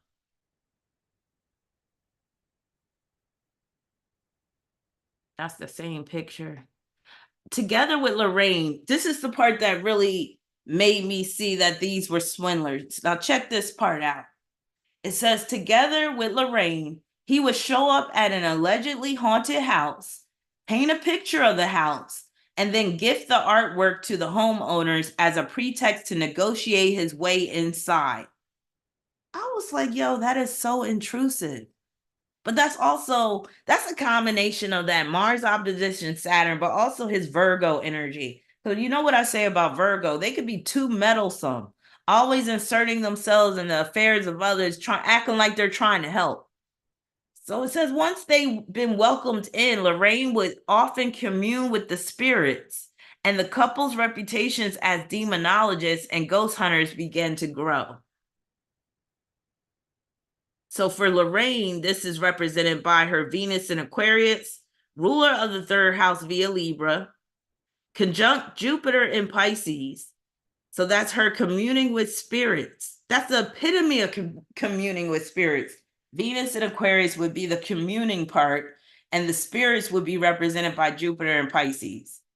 Now, husband painting as a way to earn money, that's also her having this aspect as well, especially with Libra on the third. And with Libra on the third, this is showing that Lorraine really didn't have a mind of her own. because Libra deals with the partner, it deals with others. In this case, this is representing Ed having a lot of influence upon her mind. But it can also just deal with her reading people as well and seeing spirits around them. So for Ed, Mars and Taurus, sextile North Node and Pluto in Cancer, this is him painting the homes. I would have a fit if somebody knocked on my door with a painting of my house and then having ghosts in the painting. I would call the cops. I'd be like, if you don't get your funky ass off of my porch.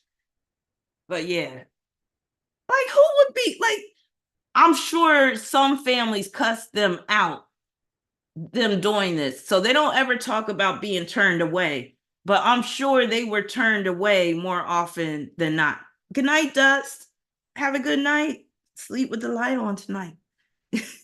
But yeah, they had some nerve just going up to people's houses, painting the house.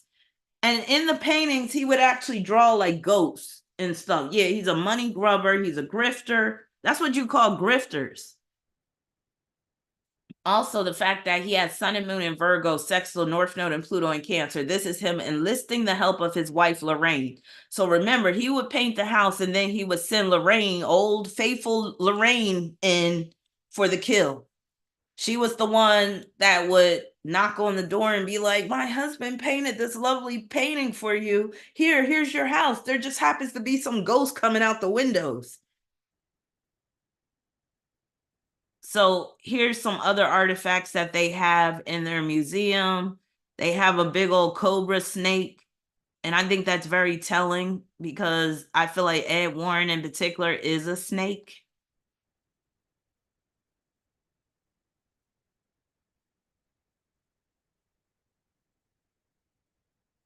All right, moving along. Among the reported 10,000 alleged paranormal cases the Warrens investigated over their many decades of activity were a handful that made them famous, in no small part because they made sure to capitalize on their involvement. Capitalize, that's very Capricorn. Capitalize on their involvement afterward through book deals and publicity. So for Lorraine, again, Moon in Capricorn, trine Mars and Taurus, that's very much capitalization. For Ed, remember he has this kite in his chart that deals with once he finds a family that has a haunted house, boom, he sees coins, he sees a big payday. He basically is hitting a gold mine in terms of helping people in haunted houses. Mercury and Virgo, trine Chiron and Taurus, gaining money through books. And the Chiron part is dealing with some of the books became bestsellers. So that would be the significance of Chiron in the mix. So here's a picture of the Enfield poltergeist. So it was this haunting in the UK that the Warrens inserted themselves in the lives of these family members. Again, this was one of the stories where they were not invited. They just showed up unannounced when they had learned about this story. So they flew all the way to the UK to insert themselves in the lives of these people, hoping to cash in.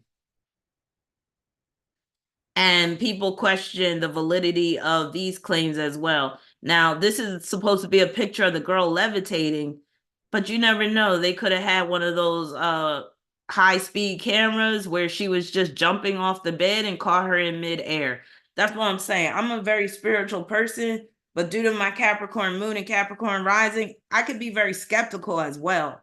And I'm the type of person where if there is signs of paranormal activity, I always try to rule out all the possible explanations before I just totally say, oh yeah, that was some ghost or that was some spirit.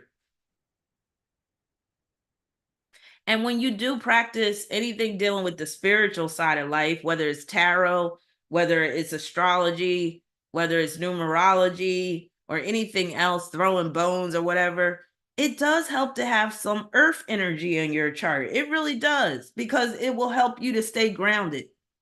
Now, in the Warrens case, they got plenty of earth energy in their charts through the Capricorn and Taurus and also Virgo, but they were grounded in the wrong way. They were grounded in terms of trying to get that money. So you see how the grounding translated for them into capitalizing on these people's stories.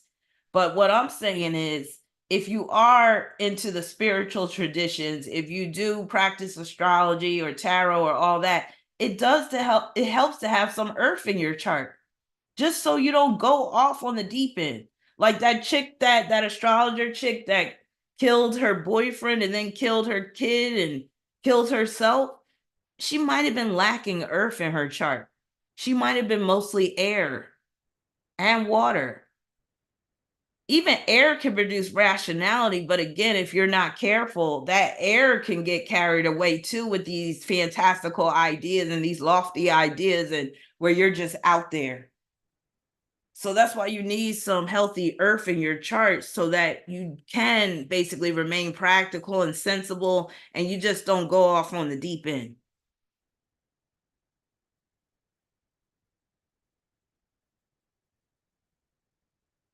Now, one night during the frenzy aftermath of their exit, the Warrens visited the site and took a series of time-lapse photos of the scene, including one famous, very obviously fake photo of supposedly a ghost of one of the murdered DeFeo children. The man seen in the photo is generally believed to be Paul Bartz, an assistant of the Warrens. So in this situation, they're basically saying that Ed Warren faked a photo of a child that was supposed to be one of the DeFeo children, part of the Amityville horror story. So in Ed's chart, this is represented by his Venus and Neptune and Leo, which can represent a photo of a child squaring Saturn and Scorpio. And the Saturn and Scorpio would deal with him being fraudulent, where that photo is not real. Venus square Saturn and Scorpio alone can produce somebody that is fraudulent. Venus and Neptune and Leo, quincunx Uranus and Pisces. Basically, this can represent the use of a friend or associate, represented by Uranus, and in this case, it would be Paul Bartz, in the faking of the photo of a child.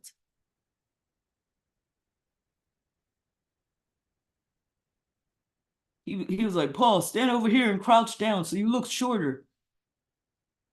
Now, it says, as I gather all the necessary information for the book. So this is one of the writers of a horror book that was very skeptical of the Warrens' claims. I found that the accounts of the individual Snedeckers didn't quite match. They just couldn't keep their story straight. I already read this, but just to reiterate, and this part I didn't include. So he said he went to Ed with this problem.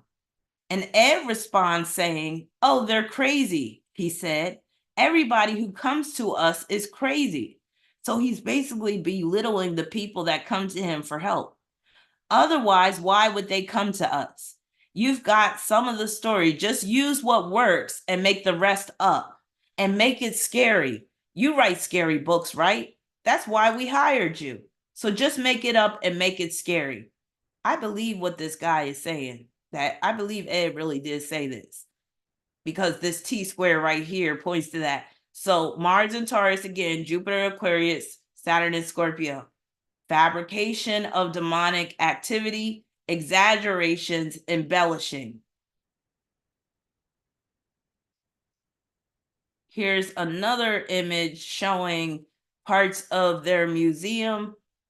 Again, very dark energy, very devilish, demonic looking things. And again, if they are Catholics, I don't know why they would want to live in a home with all of this dark energy up in there.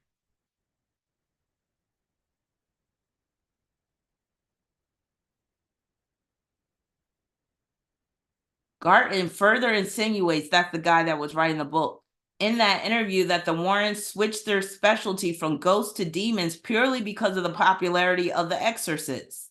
Remember The Exorcist movie? One of my favorite movies. I even have a magnet on my refrigerator that shows The Exorcist, that cover photo.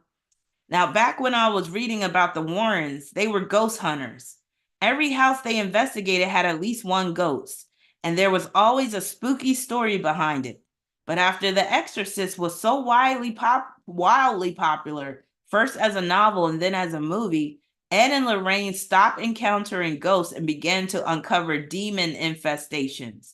And it seems that wherever they went, people were being sexually molested by demons. Makes you wonder, doesn't it? So Ed basically being inspired by the movie The Exorcist can be shown through his Saturn and Scorpio trine Uranus and Pisces. So this can be seen as being inspired from a film, The Exorcist in this case, to become a demonologist.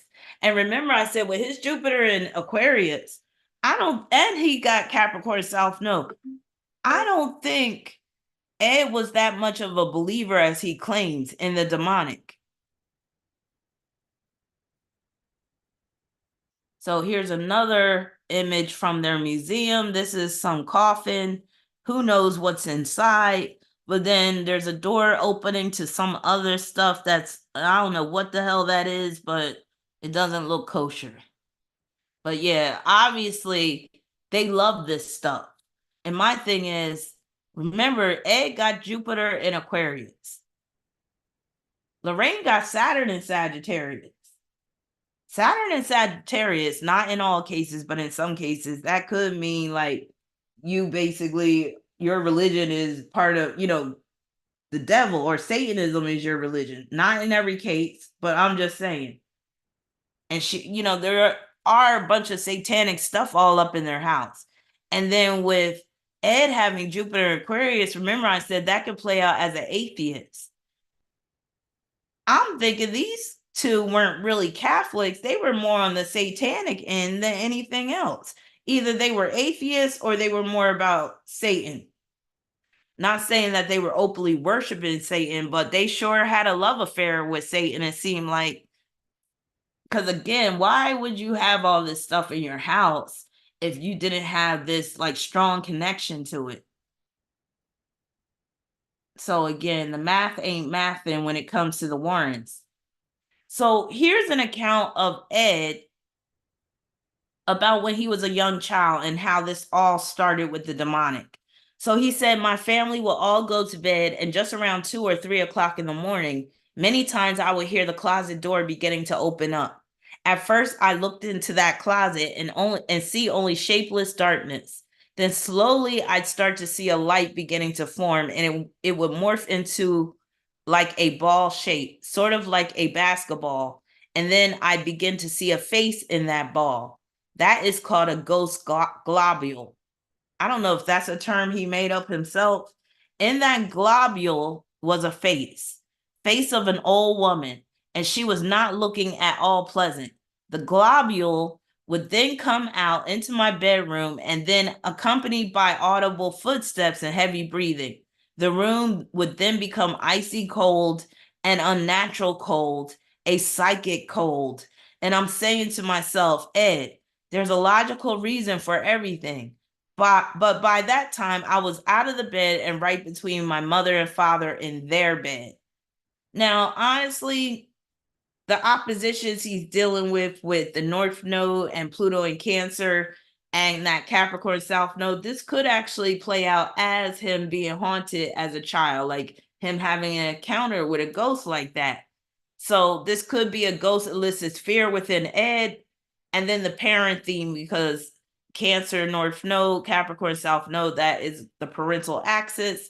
So him talking about he's in bed with his parents because he's scared is pointing to this opposition. So I'm believing that he could have actually been dealing with some like ghost type of experience as a child, but I think he's embellishing.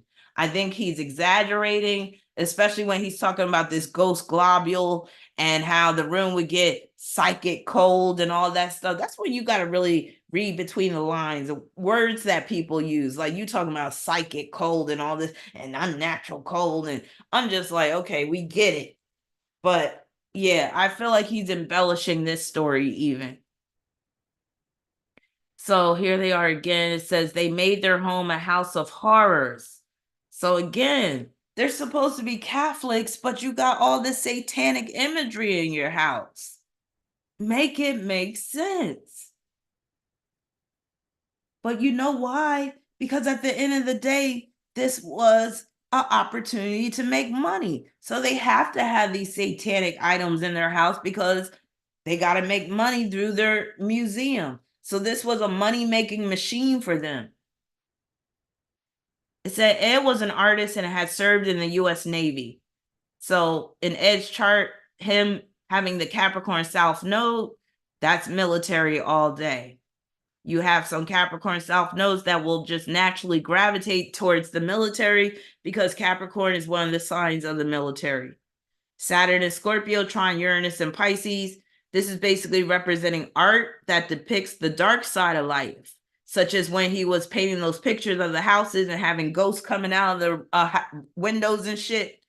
And this can also represent honorable discharge from the Navy and the benefits that he received as a result of spending time in the Navy. Also, Venus conjunct Neptune in Leo, artistic talent, dramatic paintings, selling paintings, because Leo rules sales. So again, if you think about the Leo and the sales aspect, and again, here's that picture of them looking very opportunistic outside of this home, looking like they can't wait to get inside because money. Because it's like they're seeing dollar signs right here. And he's carrying a lantern to make it look really legit, I guess. And Ed just has this look of a swindler. He just got that face. Now, the young couple would pack up their paints and supplies and pick a home that Ed would proceed to replicate on canvas. He then knocked on the door and offered to sell the one-of-a-kind piece to the home's owner. But while Ed looks around for new houses to paint, his interest was always tugged by the homes that claimed to be haunted. Ed realized he could use his paintings as a way to get inside these haunted homes. Again, opportunism. To speak to the residents and see for himself if there was any truth to the claims. So Ed, again, Mars in Taurus, sextile, North Node and Pluto in Cancer. That's him painting these houses and getting them to let him in so he could cash in. Moon and Sun in Virgo, trine Mars in Taurus. Again, him using his wife as part of the scheme for making money. Here's another image of their museum. As you can see, there's like, I think that's like a Bali, Indonesian mask of a demon. And then you see the Ouija board to the left. They must have loved owls. So you see a bunch of owls in this museum. And then you see like this devilish image right here in the middle. They have a dagger right here. You see how the book is open like they were performing some type of satanic ritual? That's why I'm like, I think these motherfuckers were into Satanism above all else. They could have been low-key Satanists. And that would fit that Capricorn South Node with Capricorn ruling the devil.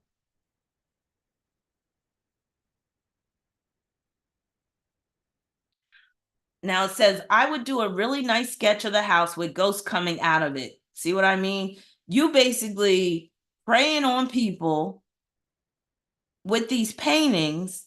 You're drawing ghosts coming out of the home, and then you're having your wife knock on the door to try to sell this. I would have cussed them the hell out. Now, he said, I give it to Lorraine. She'd go knock on the door, and with her Irish personality, she'd say, oh, my husband loves to sketch and paint haunted houses, and he made this for you.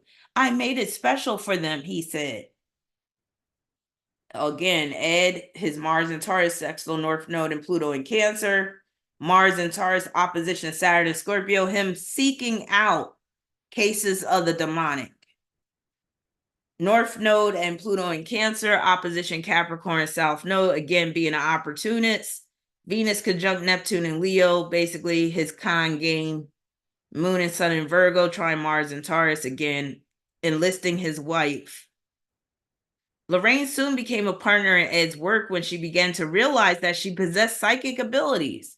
She claimed that as a child, she often see halos or auras around the nuns' heads at her Catholic school. Though once she and Ed began asking the owners of haunted homes for their stories, Lorraine realized the abilities that she had been there all along, and she began to perfect them. Now, this story about her seeing auras or halos around the nuns' heads, I believe that's true. And this is why. Because she has Venus in Aquarius, ruler of the third house, conjoined to Jupiter, and third house is school, conjoined to Jupiter in Pisces. Pisces is representing the nuns. She often see the halos. The halo is represented by Venus in Aquarius because Aquarius deals with light. So she often see the halos or auras around the nuns' heads at her Catholic school. So again, this hookup does produce keen psychic intuitive ability, and it could enable her to actually see auras or what she would call halos around the nun's head. So I do believe her in that case.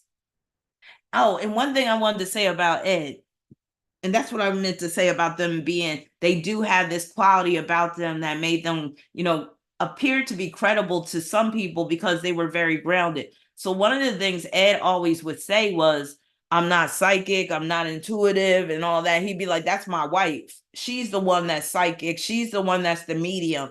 And he'd always claim that he doesn't have any of those abilities and that he's just basically knowledgeable of demons and devils and stuff like that. So I do credit him with that, basically not pretending to be psychic and knowing his limitations, but where his wife is the real psychic one. So I definitely believe she is the real psychic one, the psychic medium, the clairvoyant, all of that. But I do believe that she basically used her gifts to just make money. Here she is right here doing one of the seances. So she would go into a so-called haunted house and she would hold these seances to try to awaken the spirits in the house or communicate with them.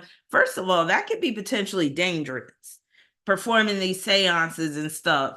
And again, performing seances is not part of the Catholic faith. You're not supposed to be communing with spirits. You're not supposed to be engaging in necromancy and all that type of stuff. You're not supposed to be engaging in psychic mediumship when you're a Catholic.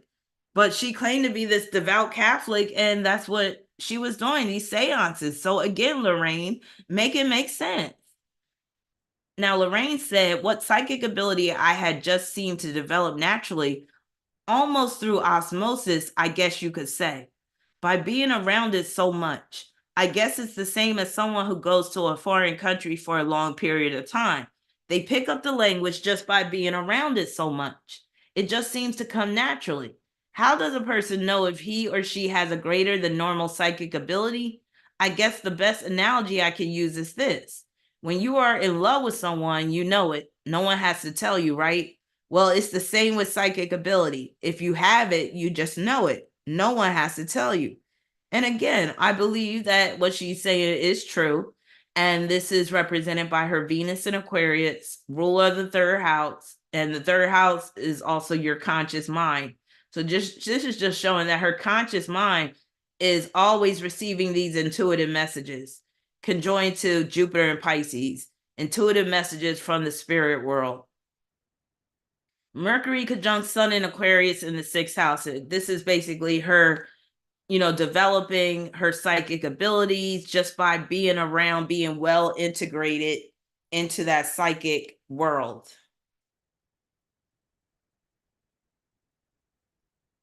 And then it says, then there's the infamous Devil Made Me Do It trial, the subject of the new Netflix documentary and the basis for the third Conjuring movie, actually titled The Conjuring, The Devil Made Me Do It, in which the Warrens participated in the alleged 1980 exorcism of a young boy named David Glatzel.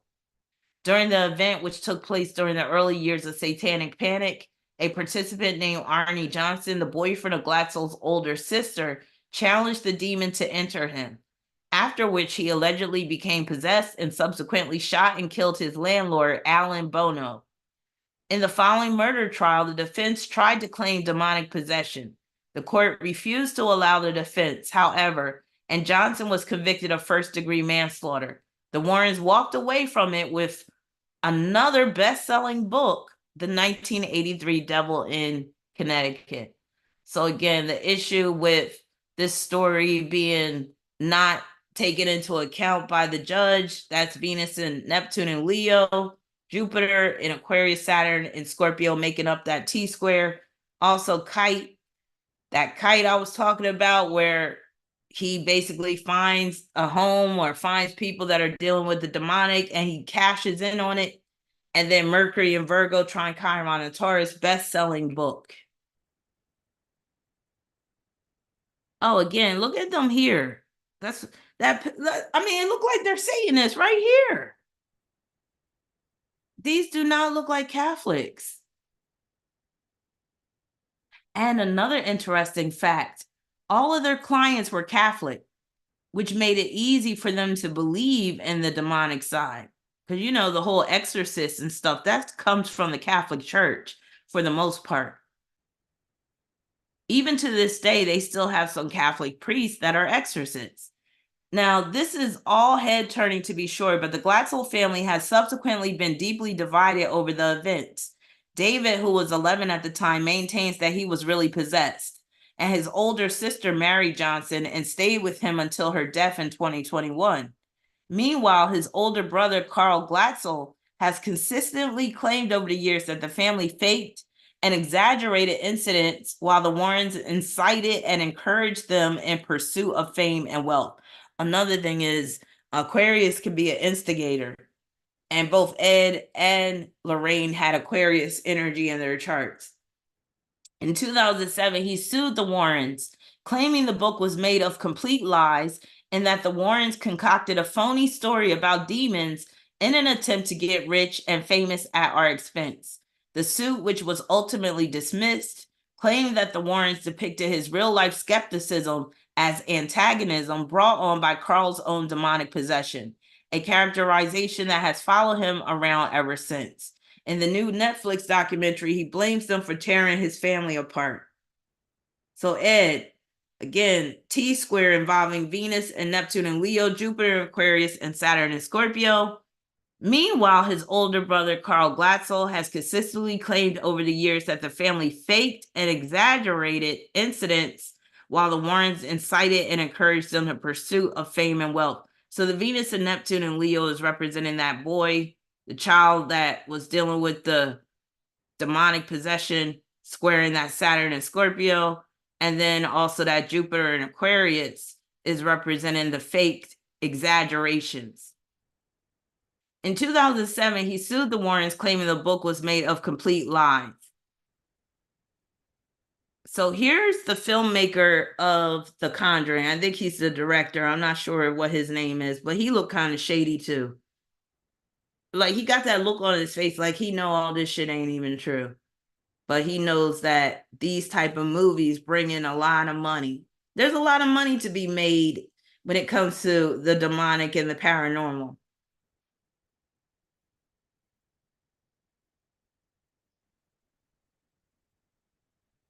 All right, I don't have much more to go.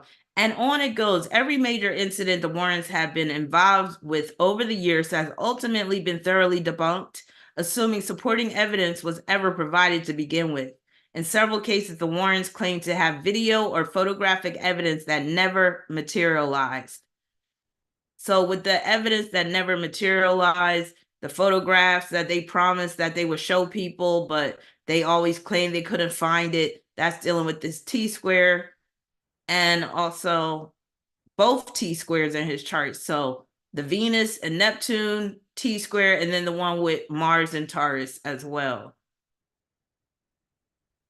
So here's another image of their museum with all of these artifacts and stuff. Let me see what it says. This says haunted ashtray, owned by Richard something.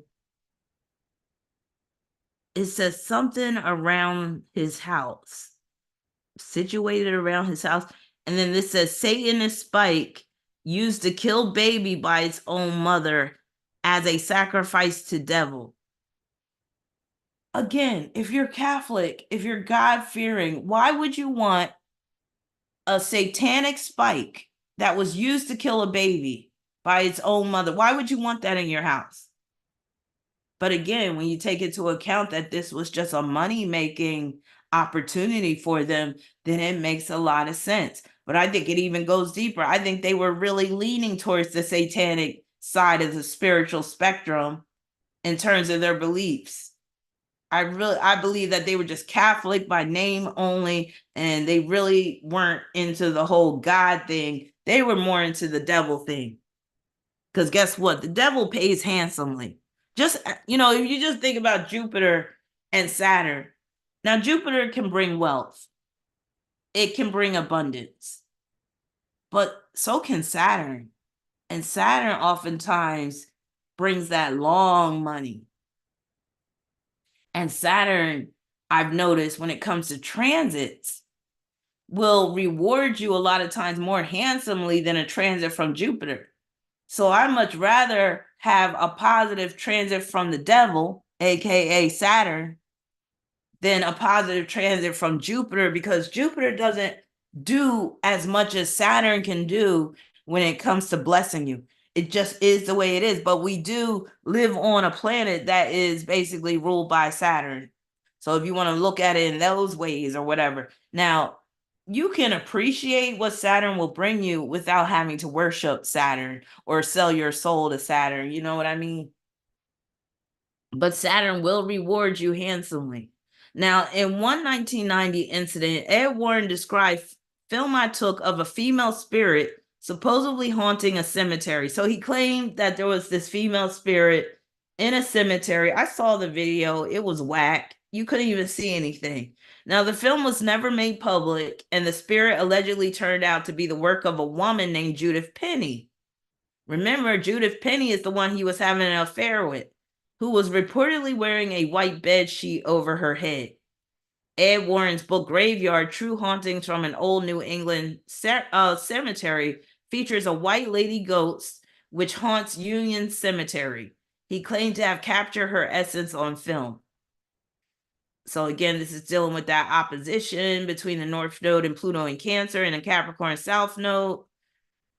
Moon and Sun in Virgo, sextile North Node and Pluto in Cancer. That's him basically enlisting the help of his assistant to pull off this scheme of acting like he took a photo of a ghost in a cemetery. I'm not buying it at all.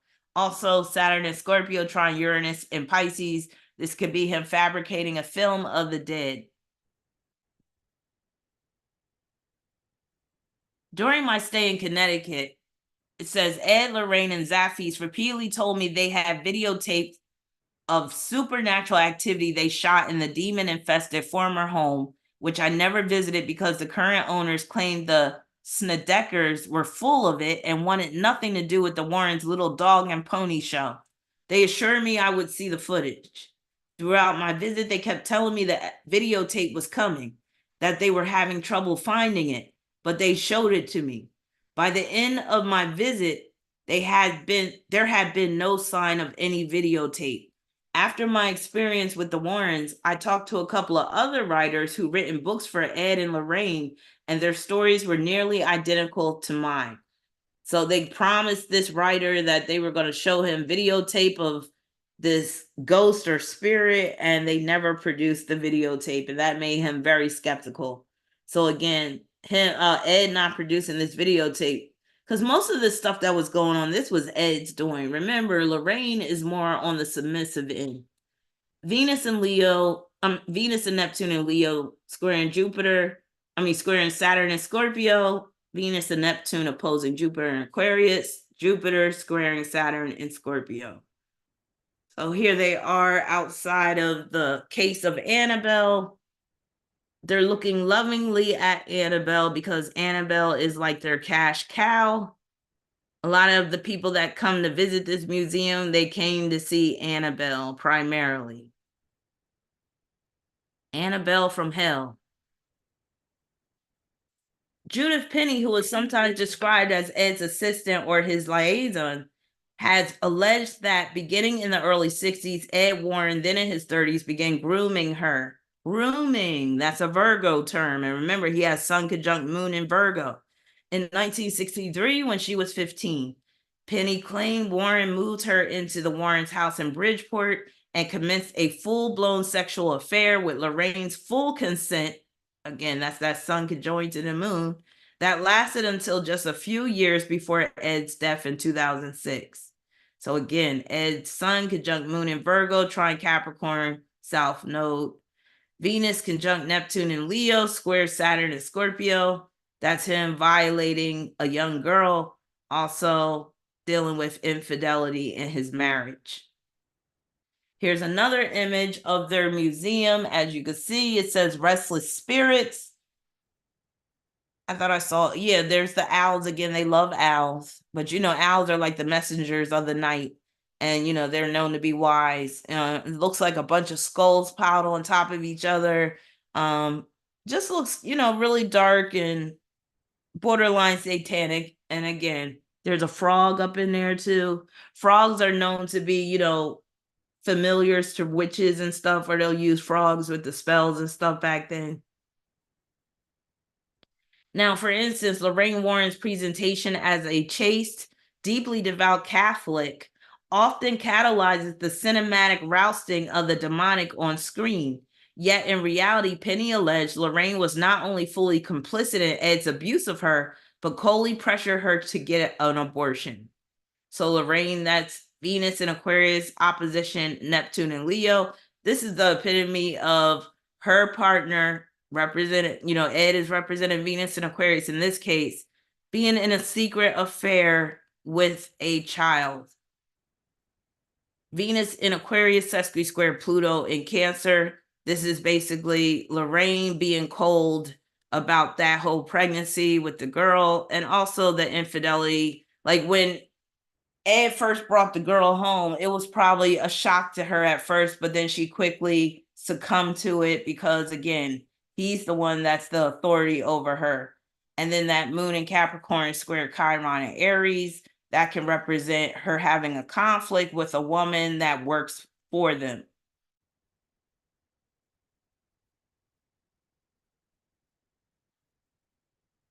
Further, Penny alleged Ed was both physically and verbally abusive to Lorraine throughout the marriage. If you know any part of the truth, portraying them as heroes is reprehensible, wrote feminist author Jude Doyle in his succinct takedown of the pair in 2021. So Ed, Venus and Leo square Saturn and Scorpio could deal with him being abusive towards his wife. Sun conjunct Moon in Virgo. So again, remember what I said. This is where he's expecting his wife to be very submissive. Lorraine has Sun and Mercury in Aquarius, quincunx Pluto in Cancer, which can deal with chronic abuse. Mars and Taurus, sesqui square Capricorn, South Node, that could deal with a man that could be cruel towards her, or even have a sadistic streak. In Ed's chart, he has Mars and Taurus squaring. Oh no, this is the synastry. So in the synastry, Ed's Mars and Taurus is squaring Lorraine's Sun and Mercury in Aquarius. That can show that he was abusive towards her. And also his Saturn in Scorpio is opposing Lorraine's Mars and Taurus, which could deal with fear and intimidation tactics that he used to get Lorraine to comply, to conform.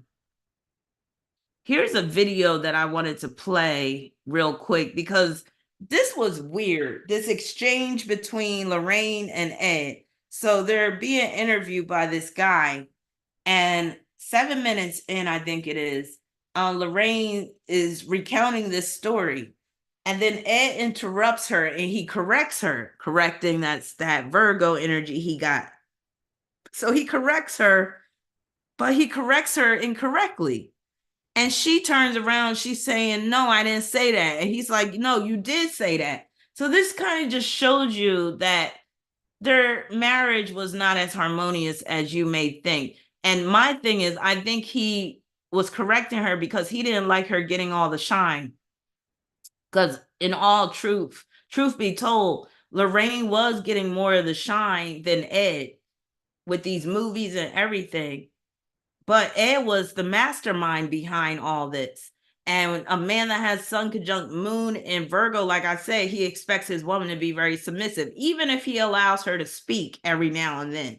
But just watch this part right here, and you'll see what I'm talking about, where he basically interrupts her, almost like because he was tired of her getting the spotlight at that moment. So he had to think of a reason why. Good evening, ladies and gentlemen. I'm Tony I'll Scott. just play this beginning part right Welcome to here. another edition of Seekers of the Supernatural with your hosts, Ed Warren and Lorraine Warren. Tonight, ladies and gentlemen, we're going to go into a very fascinating case to start. The case of Florence Viner, who lived in a haunted house and had some terrible incidences happen. Questions have been asked of us, of Ed and Lorraine. What do you do when you see a ghost? What do you do if you see a ghost? Those questions and many others will be answered for you tonight. I'd like to start with Mr. Warren, if I could. Ed, Good night, Patricia. I know you're going to talk about the Viner case, but can you I'm tell almost us done here. what would someone do if they encountered a ghost? Well, Tony, it would all depend on the circumstances, the situation, the whole thing. If you're in a car like Rod Vesey was driving along at 1:30 in the morning and a ghost suddenly appears alongside of you in the car, what can you do? You know, and it comes so fast, and then the apparition. All right, I'm gonna disappears. stop it right here and I'm gonna move it to like 6 minutes 50 seconds in, because this is where he interrupts Lorraine. And I immediately perked up when he did, because I was like, what the hell? So I think it's when she first starts talking. So let's see.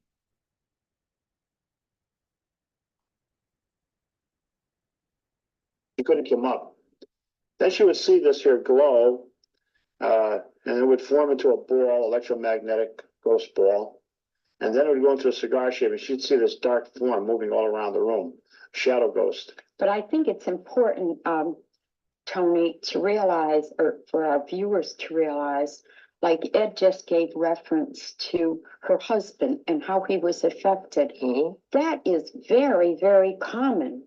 The majority of the cases that are brought to our attention, they will tell us, the woman of the house. Remember that women are more sensitive, so women Lorraine, I have to perceive correct you. things. They're not patients, they're clients. If they're patients, they'd be in a mental institution. What patients? You said patients, didn't you? No, I said viewers. No, you said some of our patients are called. Some of our patients? Oh, I did. Oh, I'm sorry. She did. I didn't hear you say They're very that. normal people. Yeah, didn't hear you say that. So. That might have been a You gotta be psychic. very quick, Tony. You gotta be. Might have been a psychic sound. You know, I've interviewed people for, thousands of times, so right away, I know. Well, we'll play this tape back. We'll see. I know what you meant, but. Would you say patients, really? I don't think so, but I may have. Hey, We'll play it back. We'll play it You meant back. clients, right? Now, I do like how Lorraine stuck to her guns with, I don't think so, or I didn't say it. But you see how she quickly corrected herself and said, maybe I did. But he's like gaslighting her. But anyway, I'm just like, that was him asserting his dominance. He knew good and well she didn't say patience, but he tricked himself to believe that that's what she said just so he could interject. But you notice in the beginning, she did interrupt him first. So I'm sure that pissed him off. And then next thing you know, she's talking and he's like, wait a minute, Lorraine, you can't say patience. And she didn't say patience at all. I even rewound it and was like, she didn't say patience. But yeah, I just thought that was very telling about the dynamic of their relationship. All right, moving along.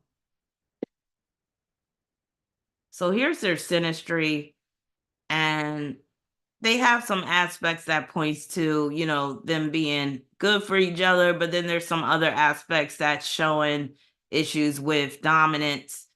Oh, this reminds me of a comment I read the other day about my Mars Square Venus video. This is why sometimes I don't like doing videos like that, because people, oh my God, I was just so like irritated by this person's comment. And I hadn't read the comment. It was like they posted this comment like 6 years ago. And they were basically yelling in the comment. It was like, this is bullshit. Me and my wife in our synastry, we got Venus square Mars, and we're like, he was like, our marriage is so harmonious and all this type of stuff. Mind you, he had posted that comment 6 years ago. I wish I could talk to that dude, because I'd be like, how's your marriage going now? But anyway, like he was saying, you got to look at the whole synastry. And I'm like, of course I know that. I'm an astrologer, dummy. But my thing is, this is why sometimes I'm hesitant to make certain videos. Because if you talk about one aspect and what that one aspect can manifest as, you'll have people jumping all over you and be like, well, I have that aspect and I'm not like this. Same like when I, do my Dark Side of Zodiac series. Of course, I get a number of people saying, well, I'm a Scorpio and I'm not like this at all. And I'm like, well, maybe you're not dark sided. This is for the dark side of Scorpio, okay? But yeah, sometimes I just can't deal with people that are very narrow minded like that. Like they're not, or sometimes they don't even want to admit the truth. Like, what, first of all, it's like, dude was painting a picture like you had the perfect marriage. But I'm like, I know that can't be the case because if you got Venus square Mars in your synastry, something is wrong. And like maybe you think it's okay because it's your Mars squaring her Venus. So of course it's going to work out more so for you. And maybe she's just grinning and bearing it. Maybe she's just saying, oh, I'm going to just suffer through this because I love this motherfucker. But I'm just like, sometimes people make me sick, honestly. And that's why, and I understand you can't please everybody, but that's a big part of the reason why I just left my Facebook group alone. I got so sick of like, I post something or sometimes the astrology lady would post something. Shout out to you, astrology lady. And people would come for our necks and be like, we're not like this. And you can't say that about this and all this stuff. And it just turned me off. Because I'm like, you really don't want to learn. You just want to come here and argue and debate and all this stuff. And there's nothing wrong with a healthy debate. But I'm just like, don't be an asshole at the same time. I might go back on my Facebook group and revamp it or whatever, but I just hate Facebook, period. So I'm just like, yeah, but you can't please everybody. And some people, again, you talk about one aspect and they jump down your throat because you didn't talk about, like, if it's a square, you're supposed to tell them how beautiful their life is going to be with that square and how they can benefit from that square and stuff. And it's like, okay, but it's a square. But some people, they don't want to hear the real. They don't want to deal with reality and, deal with the fact that, not everything about your life is going to be sweet. Not everything about your life is going to be a walk in the park or a bed of roses. I'm just like, some people. But anyway, I digress, but I need to get that off of my chest because that comment I read earlier this week, I was just like, really? And again, that person wrote that 6 years ago. So I wonder how his marriage is coming along now. Because a lot can change in 6 years, especially if you got Mars square Venus in your synastry. Now, I guess this is Lorraine right here, but it really don't look like her. I guess that's her younger. Or maybe it's that chick Penny, who knows? But I know that's definitely Ed right here. All right, so I went on Reddit to see what they were saying about the Warrens. So I did copy and paste some of the posts on the Reddit. I don't have much of this, I don't think. And some I might just skip past because I don't have much time left. But this person says the Warrens were intrusive, and that I agree with. They'd hear about some supposed haunting and they would just show up. They were very rarely invited. There were cases where they claimed to have involvement, and that was it. The only thing they had done was pop in and attempt to insert themselves into people's business without invitation. So again, this is more so on Ed's part because, Lorraine, she was more of the submissive partner, submissive wife. So his Mars and Taurus opposing Saturn and Scorpio, that's him being very intrusive. Hey, Moonlight. So here's another comment that somebody made. Says, I don't know if they were frauds, but every time Ed claims to have pics and video of activity, he never revealed it. He once made some serious claims about having a video showing poltergeist activity. When pressed for it, he finally said a demon burned a hole through it. I was like, wow, rendering it useless. When asked to see the burned tape, he claimed it was no longer in his possession. This is one example. So Ed, again, his Venus and Neptune in Leo, squaring Saturn and Scorpio, him claiming that the video was destroyed. But again, this is just showing that he has the potential to be a fraud. And here they are right here. Lorraine with that smirk on her face and looking all shady.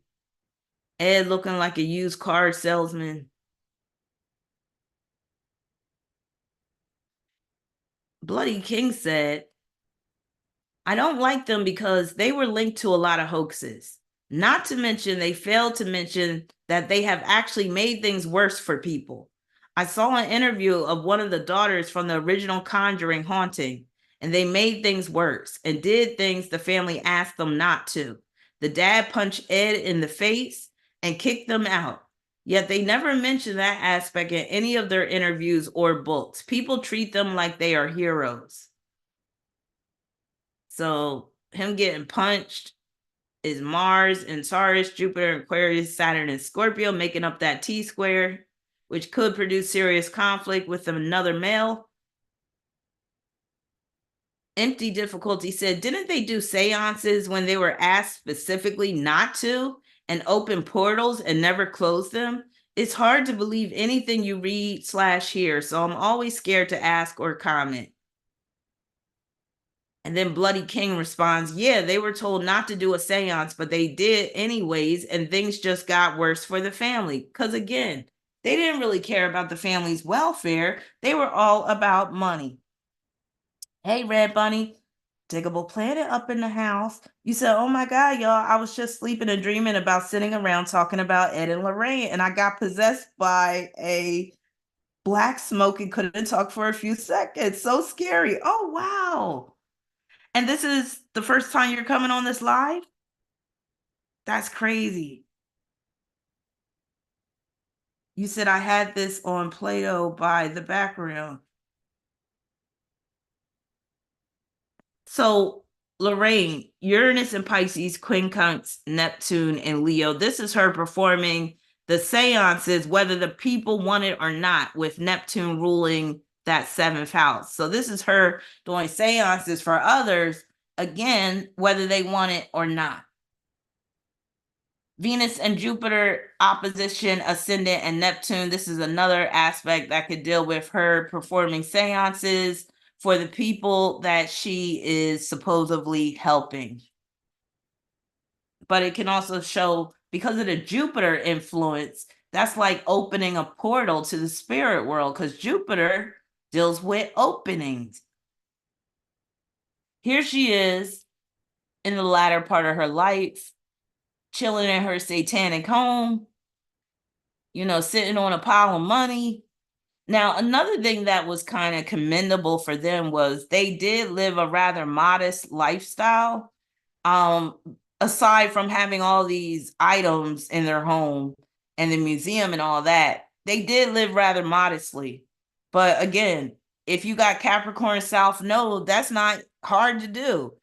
Capricorn can be the minimalist.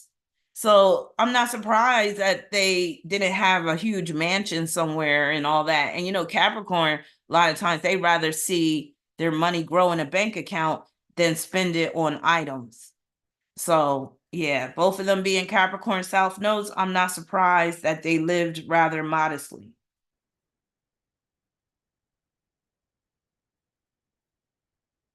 And then someone else posted,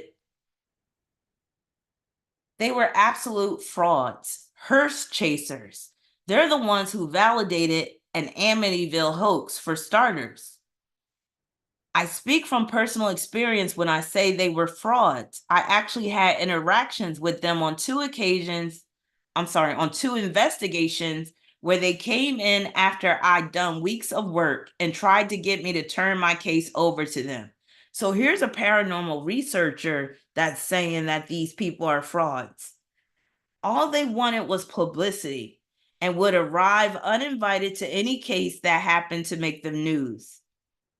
So in Ed's case, that's that old T-square again. Here is Ed and Lorraine in a graveyard, desecrating this gravestone right here with their money-grubbing hands. But both of them probably burning in hell right now for exploiting all those people and treating these people like cash cows, if there is a hell. But I believe hell is on earth. Now, It says, so I'll add my experience with the Warrens. I'm not for or against, but just figured I'd share. Actually, I'm going to skip over this part because they want to tell this long story of when they took a tour in the house. And basically the person saying that, they seem nice and everything like that. And again, here's where it's talking about they lived in a pretty modest New England house. Moon and Sun in Virgo, try Mars and Taurus. That's for Ed, having that house. That was modest, but also full of those artifacts. So again, this is the person continuing on with their stories. But this part right here I found to be very interesting. It says Lorraine refused to step foot in there, talking about their museum that was in the basement, and stayed at the doorway claiming the psychic activity gave her bad headaches. So basically, that house with all that demonic stuff was taking a toll on Lorraine. It was draining her of her life force, you could say. It was creating headaches. And again, this was mainly Ed's doing. This was Ed's idea. He was the mastermind, and his wife was just going along with it. But his wife was the one who truly had the psychic ability. So in Lorraine's chart, the headaches are coming from Mars and Taurus semi-square Cancer North Node. That Cancer North Node can represent her psychic sensitivity, but also the museum and how it's too much for her brain. It's too much for her head. She's getting headaches as a result. It's too heavy. Energy too heavy. Also, Moon in Capricorn squaring Chiron and Aries. That Moon in Capricorn can represent a satanic house. A house that's filled with like dark energy, satanic energy, squaring that Chiron and Aries. Aries rules the brain, the head. So this is representing the headaches as well. So yeah, after a point in time, she wouldn't even step foot in that museum. So here they are right here. This is the that actor. He was in the Conjuring movies. And wasn't he in Insidious too? As the father? He seemed like he always be playing in these horror movies. I don't know who she is, but I guess she's the actress that played Lorraine Warren in one of the movies. All right, I don't have much longer to go. One thing she said I really did appreciate was whenever you feel threatened by the supernatural or uneasy, envision yourself engulfed in a white protective light, regardless of your denomination or not. I'm not Catholic, but appreciated and felt that while they both had a strong Catholic faith, that wasn't necessary to experience protection from God, spirit, universe, whatever. So her talking about envision yourself in the white protective light, again, that's that Venus in Aquarius conjoined to Jupiter in Pisces.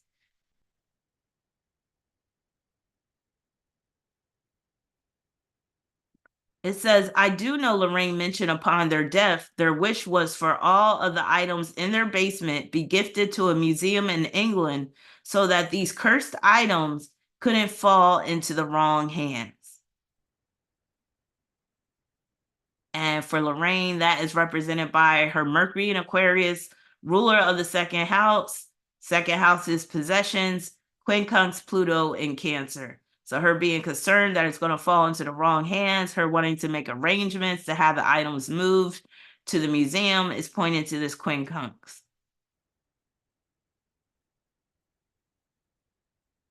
Somebody said, unfortunately, it's because of Ed Warren's supposed fraud. It comes from an interview that came out after Lorraine passed away. A friend of Ed stated that Ed was running a scam, but Lorraine never knew. Now, I can believe that, but she had to know at some point. Now, the story is that after they would do their investigations, Ed would harass and even threaten the people they helped for money.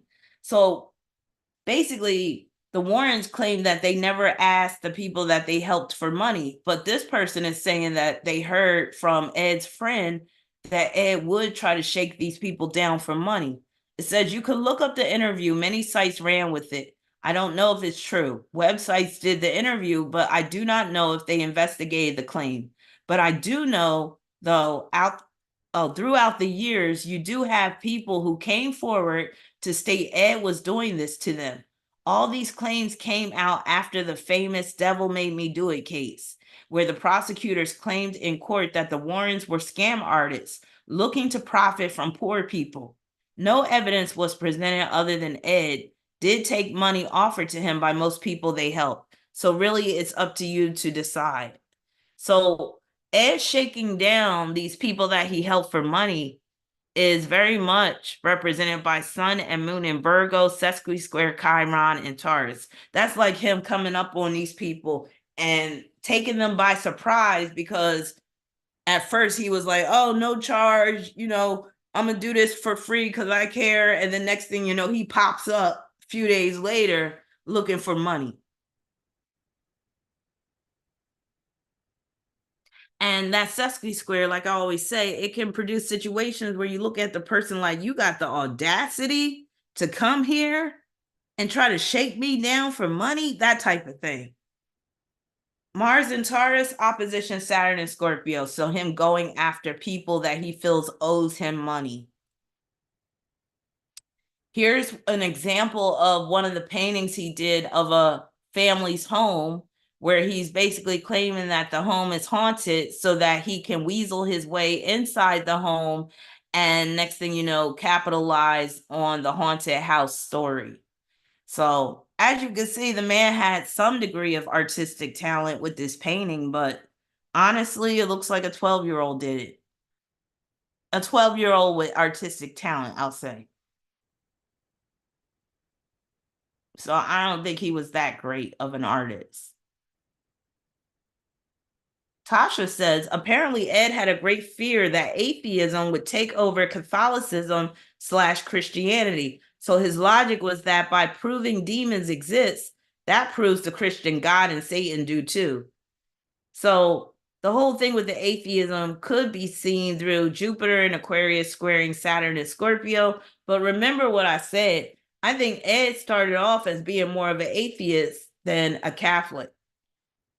So that can point to his struggle to believe in the demonic, because of that Jupiter Aquarius can make him very rational and also an atheist.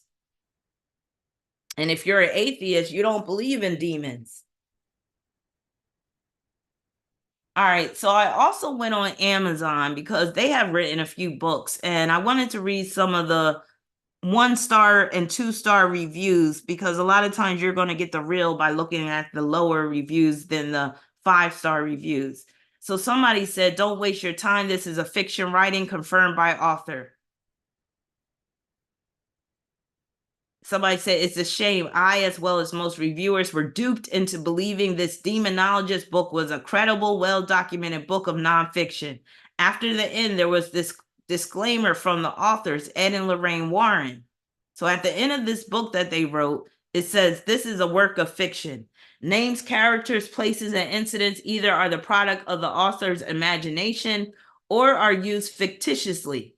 Any resemblance to actual persons, living or dead, businesses, companies, events, or locales is entirely coincidental. You know why they have to put that disclaimer in there? Because they don't want to get sued for false or misrepresentation and false allegations. Now, this person says, such a waste of my time and sincere emotions reading this book, so disappointed. So with Ed, again, this is Mercury and Virgo, conjoined to Neptune and Leo. So this is him writing a book, but where the book is fiction.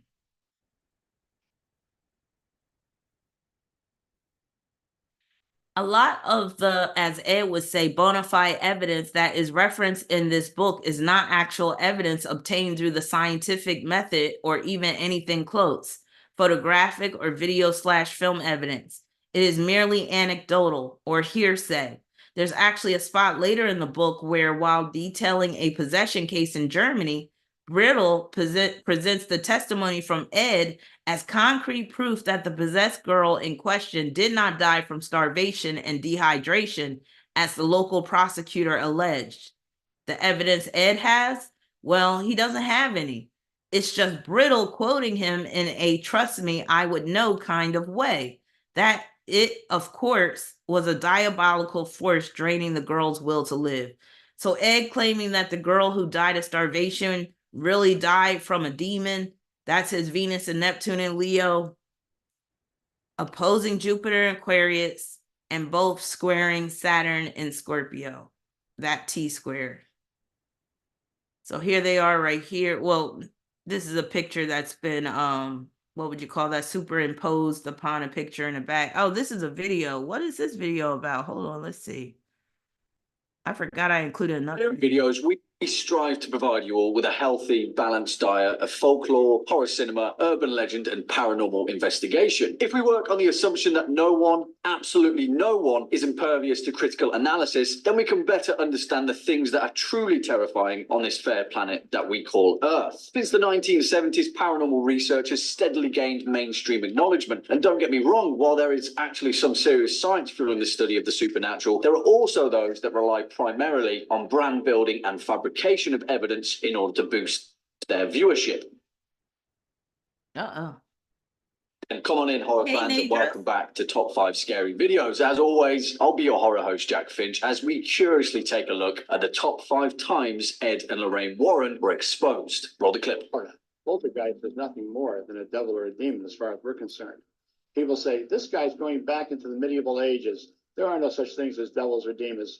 Yes, there are. Kicking off at number 5, Annabelle. You know the one. She's everywhere. She's terrifying, especially in James Wan's silver screen depiction. But if we're being honest, the actual Annabelle, a Raggedy Ann doll given to a nursing student in the 1970s, isn't so terrifying at all. The biggest issue with any of the Warrens' cases is the lack of information provided by the pair, particularly Ed Warren, who was notorious for withholding information for analysis. After declaring that the doll was actually possessed by a demon named Annabelle Higgins, the Warrens took the doll back to their museum, putting it on display for safety's sake. This is where the Annabelle mythos was fully fleshed out. Before his death, Ed would allegedly warn museum visitors that the last man to mock Annabelle ended up dying in a motorcycle crash. Of course, claims that had no substantial evidence or even names associated to them. Joseph Laycock, a professor of religious studies at Texas State University, makes an interesting observation to the phenomenon. At the same time, a similar story emerged. Robert the Doll may know it. And what do these two have in common? Why were demonic dolls suddenly the latest craze in the 1970s? Well, it may have something to do with an episode of The Twilight Zone dubbed Living Doll, which featured a character that intriguingly mirrored the same events of the Warrens' doll. What was their name? Well, Annabelle, of course. Coming in next at number 4, the Snedeker family. And this one is pretty blatant, which may explain Lorraine Warren's very public detest for the cinematic interpretation, A Haunting in Connecticut, which she claimed was historically inaccurate and embarrassing. A fair claim to make if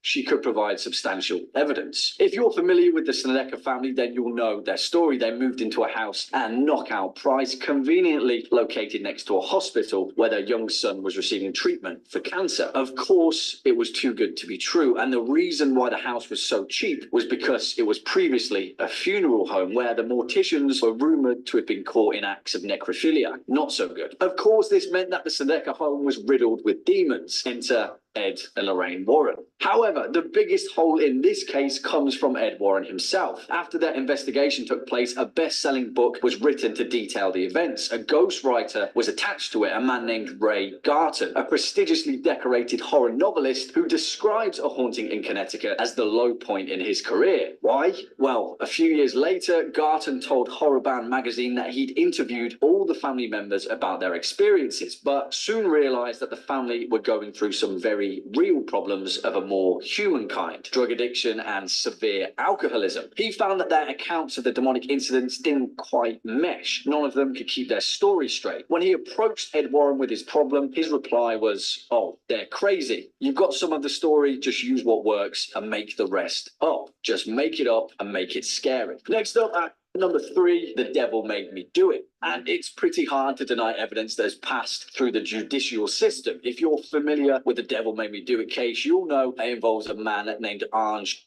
Okay, it looks like he's going over everything I went over. Let me see, the Amityville Horror, the Infill Poltergeist. I cover all of that. If you want to watch the rest of this video, it's called Top 5 Times Ed and Lorraine Warren Were Exposed. And what is the name of this guy's channel? I don't know. But anyway, it says click or something. But yeah, let's move on because I don't have much time. It was inadvertently possessed by the same demon that afflicted his. Okay. But anyway, there's videos out there debunking the Warrens' claims.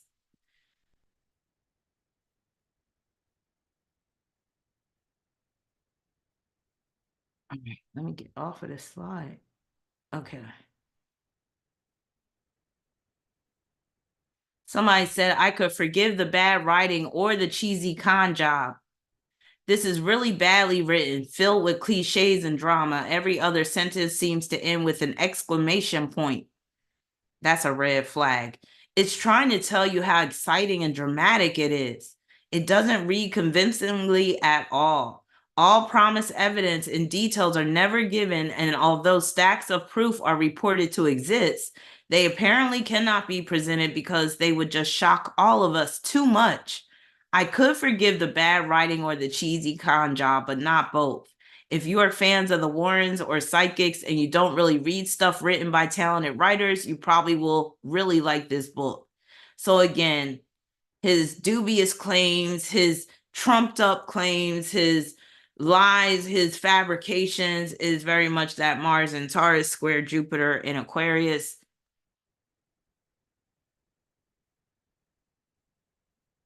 So it says Mrs. Warren clearly participates in talking with the dead and holding seances. I'm no theologian, but that seems clearly at odds with the above biblical passage. I was astonished that actual Catholic priests endorsed what they were doing. Because of the susceptibility of demonic control and influence, the type of work the Warrens were doing really should be done by ordained clergy, or at the very least, very devout Christians. I didn't find the Warrens very devout, but rather more closely related to the Winchester boys from the CW show Supernatural, traveling the country like a couple of cowboys hunting demons and other monsters. So Uranus and Pisces, quincunx, Neptune and Leo. This can represent people questioning her practices regarding her, in a contrast to her Catholic faith. Venus and Jupiter, opposition, ascendant, and Neptune. Again, both of these aspects can deal with her doing these seances, summoning spirits, mainly with that Uranus and Pisces in the 8th house, Neptune and Leo in the 12th. And with Jupiter and Venus opposing her ascendant, she could have been possessed by a spirit herself at times, or allowed spirits to enter her, which sometimes happens when you perform seances. Maybe that's how she got the wonky eye. All right, let me see. We could skip past this. Let's just get to their asteroids and fixed stars because this is getting dragged out. Okay, here we go. So Lorraine's asteroids. So she has Mercury conjunct Estrella, and this could deal with taking her intuitive abilities too far, could have resulted in mental disturbances. Also, this points to Arnie Cheyenne Johnson trial, also known as the Devil Made Me Do It case, because Estrella often deals with trials. Moon conjunct Urania, receiving specialized knowledge. Mars opposition Pallas, battling demons, with Pallas being in Scorpio. Pallas a lot of times deals with being at war or fighting, but it can also deal with wisdom too. So it could deal with gaining wisdom about demons. Mars contra parallel Selene. This made me think that she may have operated according to moon phases, or just were very aware of them and how they could affect the investigation. Mars opposition to Tisiphone. Tisiphone could deal with being judged harshly. And because it's opposing Mars, it's like for your lack of evidence. Saturn conjunct Dejanira. This makes me think of that witch they were talking about, Bathsheba, that was killing anybody that was on that land. Because Dejanira can deal with a man killer. And then Saturn conjunct Sophia, that could deal with having wisdom about the devil, with Saturn ruling the devil. Saturn parallel Selene, again, working by the moon. Neptune opposition Terpsichore.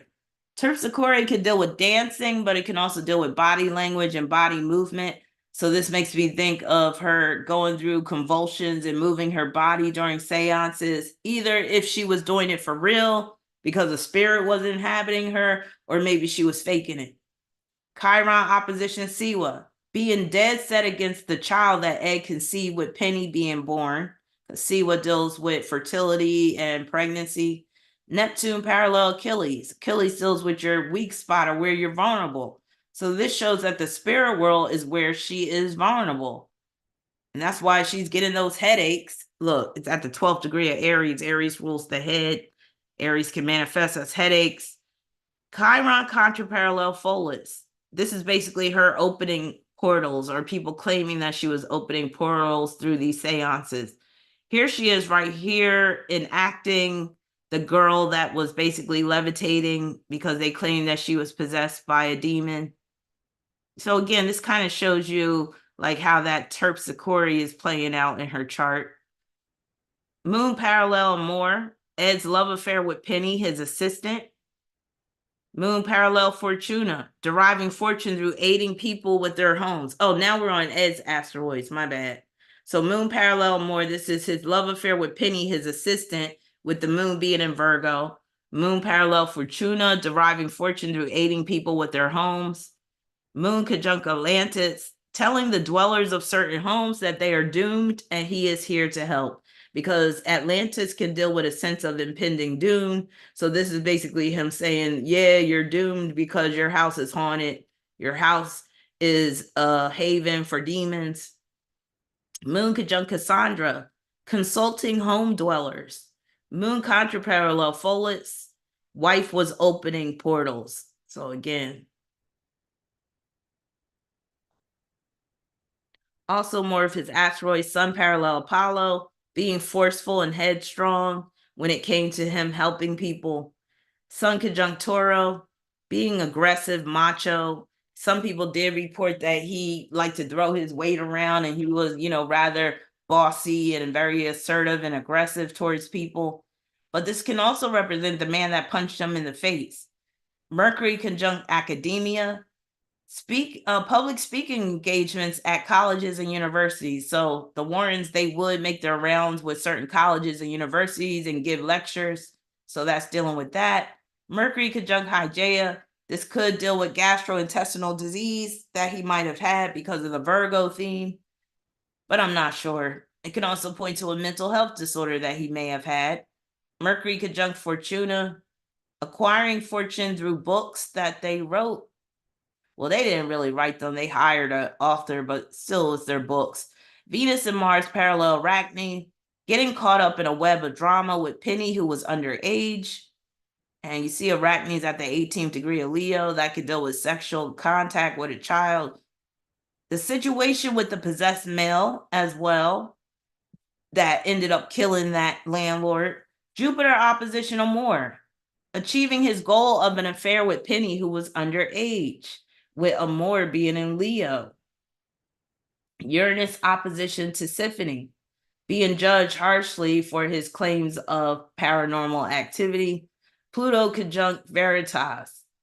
Basically, this could deal with distorting the truth because Veritas deals with the truth. It says his investigations of homes. Ed realized that he could use his paintings as a way to get inside these haunted homes, to speak to the residents and to see for himself if there was any truth to the claims. So him trying to investigate to see if there's any truth to these people's claims, that's Pluto conjoined to Veritas as well. Now, Lorraine's fixed stars. She has ascendant conjunct Fecta, and Fecta does deal with transmission of divine knowledge, so that explains why she's so intuitive. Ascendant parallel Vendomatrix. This deals with witch hunts, so it makes me think of the story about the witch named Bathsheba that was cursing the land. Also the occult, of course, that applies to her mysticism, but also depression, widowhood. Ed did happen to die before she did, but this star can also play out as folly, falsity, disgrace, and theft. Like they probably stole that Annabelle doll. It probably wasn't given to them. Mercury conjunct Dorsum. Dorsum deals with the wheel of fortune. So that's making me think like opportunity. So it reinforces the opportunism theme. Sun conjunct Albali. Good fortune, danger, death, but also persecution. So both her and Ed could have felt like they were being persecuted by skeptics. Mars conjunct Rana. Love of knowledge, much travel, science, and many changes. Here she is during her latter phase of her life with that crazy wig she got on. And then she's in the, look like she's in the basement with all the artifacts, but that might be her attic. Jupiter conjunct Fomalhaut. So Fomalhaut is ascribed to the Archangel Gabriel. So she might have been in touch with that angel. Great and lasting honors, but also congenital birth defects, magic, fame, occult, faith. It's known as the star of alchemy. It can also play out as addiction and undesirable associates. The undesirable associates, some of them could have been spirits, demons. Jupiter conjunct Sodomalek, occult interests. So as you can see so far, she has quite a few stars that deal with the occult, which is right on point. Prominence, which she definitely did achieve. Success, that's true. Original, inventive, persecution. So there's that persecution again. Extreme, sudden destruction, death penalty. Well, we know the death penalty. Well, maybe that came into play with the trial with that guy that they claimed to be possessed.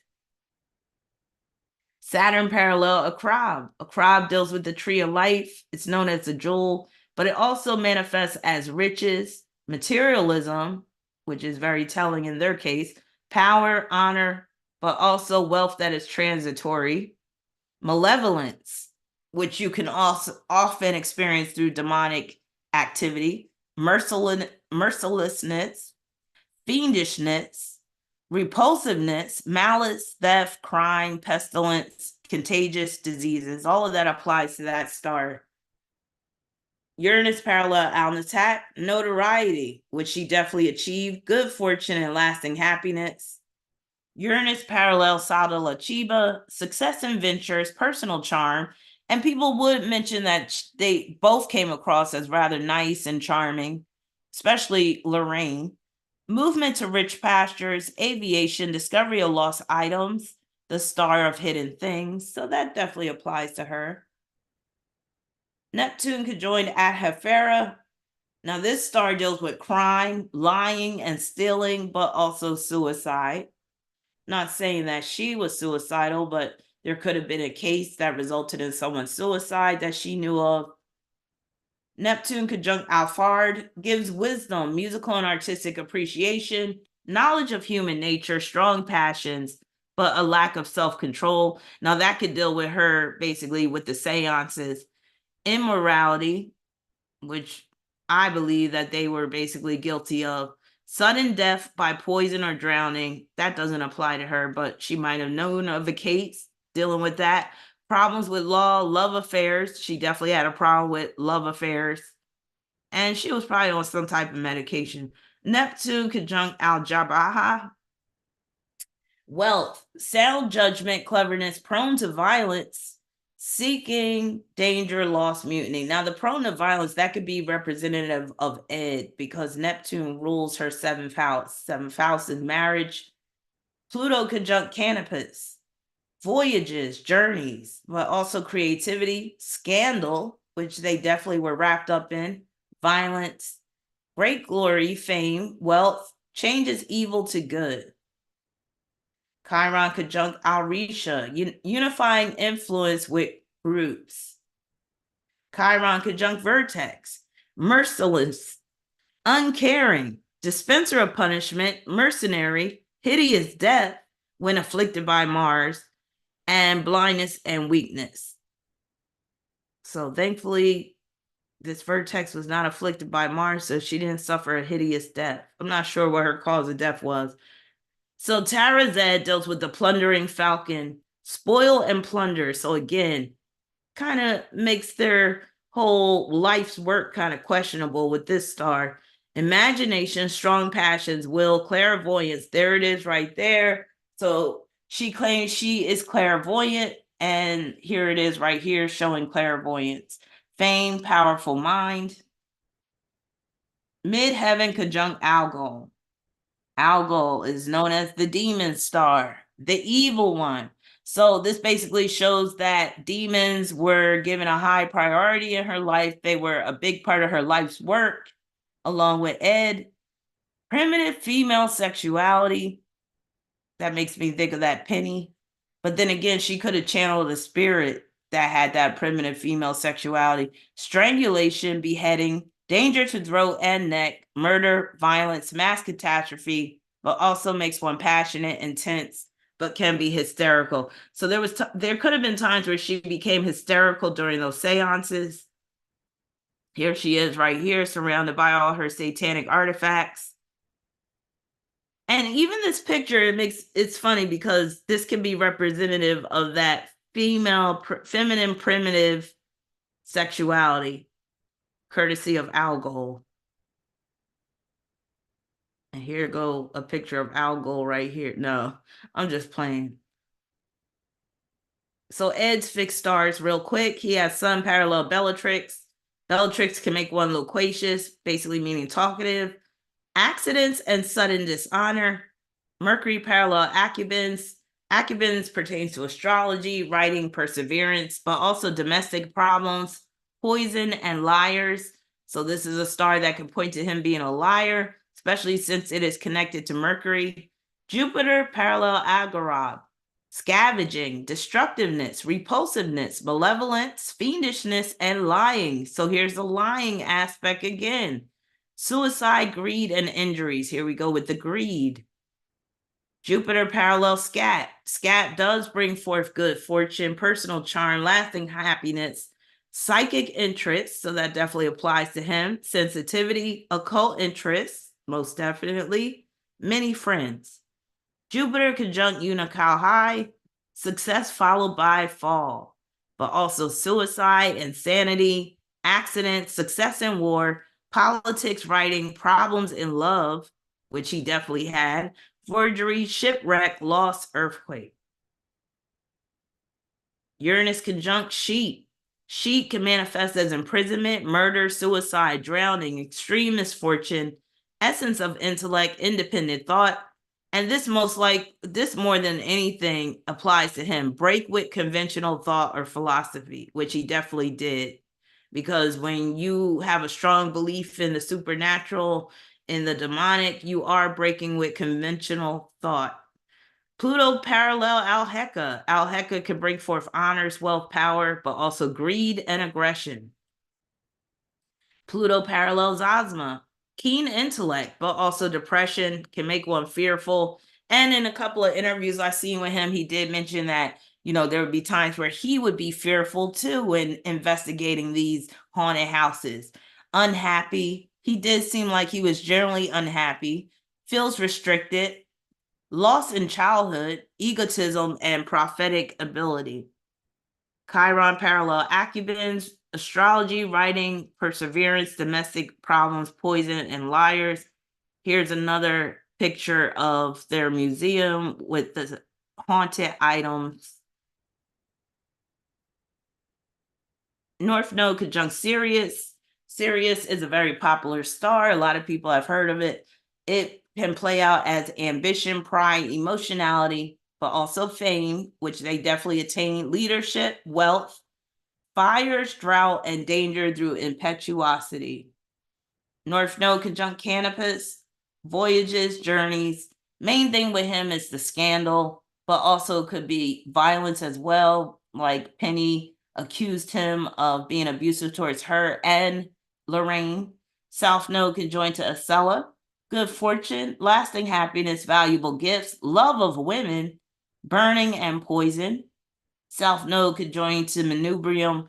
Manubrium can manifest as blindness, explosions, fire, heat, heroism, courage, defiance, high performance, athletics, intellect, and military strategy. We know the military applies to him because he was in the Navy. And last but not least, we have Lorraine's Arabic parts. We don't have Arabic parts for Ed because I don't know his time of birth. And when it comes to Arabic parts, a lot of times the ascendant does come into play with the calculation. So whenever I don't have a person's time of birth, I don't even look at the Arabic parts for the most part. So Lorraine had moon opposition part of merchandise, the in-home museum that is filled with haunted items, and her selling merch. Mars conjunct part of danger or peril. This can show that it represents the male who shot the landlord, but also where Lorraine could have been putting herself in harm's way by performing these seances and channeling these spirits. Ed being abusive. Mercury conjunct part of sickness, mental health disorder, perhaps, or maybe at the end of her life, she ended up having dementia or Alzheimer's because Mercury rules the mind. Also, this could have been a disorder of her central nervous system because Mercury is in Aquarius. Sun opposition part of spirit. This is basically representing the conjuring, the seances, her contact with spirits and mediumship. Saturn could join to the part of understanding, having an understanding of spirituality, but it could also be having an understanding of the devil. Jupiter opposition part of commerce, treating the spirit world as a business opportunity. So with that being said, I mean, I feel like there's enough aspects in their charts that show that they really weren't in it for spiritual reasons. It was more for material reasons, for material gain. They just saw an opportunity and they ran with it, especially in terms of Ed. Because like I said, Ed was the mastermind and his wife was the dutiful servant of his. I don't think she really had much of a choice in the matter. If she wanted to stay married to him, she had to play the role of his helpmate and his assistant through the paranormal world. But yeah, that basically concludes this case study, or what you want to call, whatever you want to call, sponsored video about the Warrens. And again, I started off with a very open mind because I was like, I want to give these people a chance. Maybe, their claims are true. Because I never really got into their story. But the more research I was doing and when I was looking at the aspects and stuff, and I was like, yeah, they're swindlers. And with that being said, I'm sure some of the cases of demonic activity and paranormal activity and possession, some of those cases could have been true. But I do believe there was a lot of exaggeration and fabrication going on with some of the details. And one thing to keep in mind about natal charts, birth charts, is that a person could tell a lie, and in the chart, the aspect representing that lie could look like it really happened to the person, but basically it's representing a story that they're telling. Same way, and you'll see this when I do my next sponsor video because it's about an actor. Same way as when you're in a movie, right? And the movie's purely fiction, but that movie, the themes of the movie show up in the natal chart. So it's like that didn't happen in your real life. You were playing a role, but the aspect is still showing up in your chart. Even though you didn't have to go through it personally, you went through it as an actor playing that role. So what I'm getting at is that sometimes a person could be lying, and then you'll see something in their chart that supports their lie, that makes it seem like what they said was true, which is why you have to look for other things in the chart beyond that. And you have to understand how these signs can really manifest in different ways. Like how I was saying with Ed's Jupiter being in Aquarius, and I was breaking down the different manifestations of that Jupiter in Aquarius, and one of which could be he was more on the atheist side than believing in God even. And where there was times where he had to suspend his own disbelief and his rational mind to carry out these schemes and these scams and stuff like that. So on one hand, you could see aspects in Ed and Lorraine's chart that could basically validate what they're saying. But if you know what to look for, especially like I was saying, like the Capricorn themes, both of them having Mars and Taurus, even though Taurus rules possession, we also know when dealing with human nature, people are going to be more inclined to use that Mars and Taurus energy for money than looking into possessions, if you get what I'm saying. Or, yeah, it can play out as all the items that they possessed in their home, but it also plays out as the theme of possession. But again, you have to look at human nature and say, what would be more likely? that these people are capitalizing on these stories because they're money hungry, Mars and Taurus, or these are actual cases of possession and these people are just trying to really help these people. And then if that's the case, then you got to look at both of them having Capricorn South nodes. The Capricorn South node can make somebody prone to exploit others for their gain. It can make one prone to be opportunistic. So when you take those two placements into account, Mars and Taurus in both of their charts, Capricorn South node in both of their charts, and other factors as well, then you could safely assume that, yeah, more than likely, this couple were more on the swindler end than the savior end. And I'll leave y'all with that. I do want to do a live stream soon where I'm just basically, again, like I said before, talking about current events and shooting the breeze with you guys and being more lighthearted and, being more goofy like I used to be. But I got to do these sponsored videos and get them out the way first. And then I'll be able to have some, kind of lighthearted live streams and stuff. And maybe we could do some games or something like that because I like to have fun still. But yeah, thank you everybody for sticking with me throughout this long live stream. And thank you once again, Patricia/Jupiter Gone Wild, for sponsoring this video. Stay tuned because I got another one coming up like right after this. I just got to put a couple of finishing touches on it. But like I said, it's about an actor. So hopefully you guys will be interested in that. And he's a pretty well-known actor. So I'm sure some of you guys will really want to see this. So stay tuned for that. Good night, Tracism. Thank you for joining us. Hey, Christina, how you doing? Who else we got up in here? Babezilla, Larry, Bad Robot. What's up? Who else we got? People I haven't seen up in here. Hey, Roma, did I shout you out? But yeah, let me go because I still got to prepare for tomorrow. Hopefully, I can be back tomorrow with the live stream about the actor, like I said. And then I'll probably do a watch party on my Patreon on Sunday. If you would like to join my Patreon, the link is in the description section. Shout out to all my patrons. Thank you very much for continuing to be a patron. And shout out to all my channel members, aka Diggable Planets. Shout out to all my subscribers and just those people that are just peeking and viewing and just trying to see what this is all about. Consider subscribing yourself. But anyway, I'm going to leave y'all with that. Peace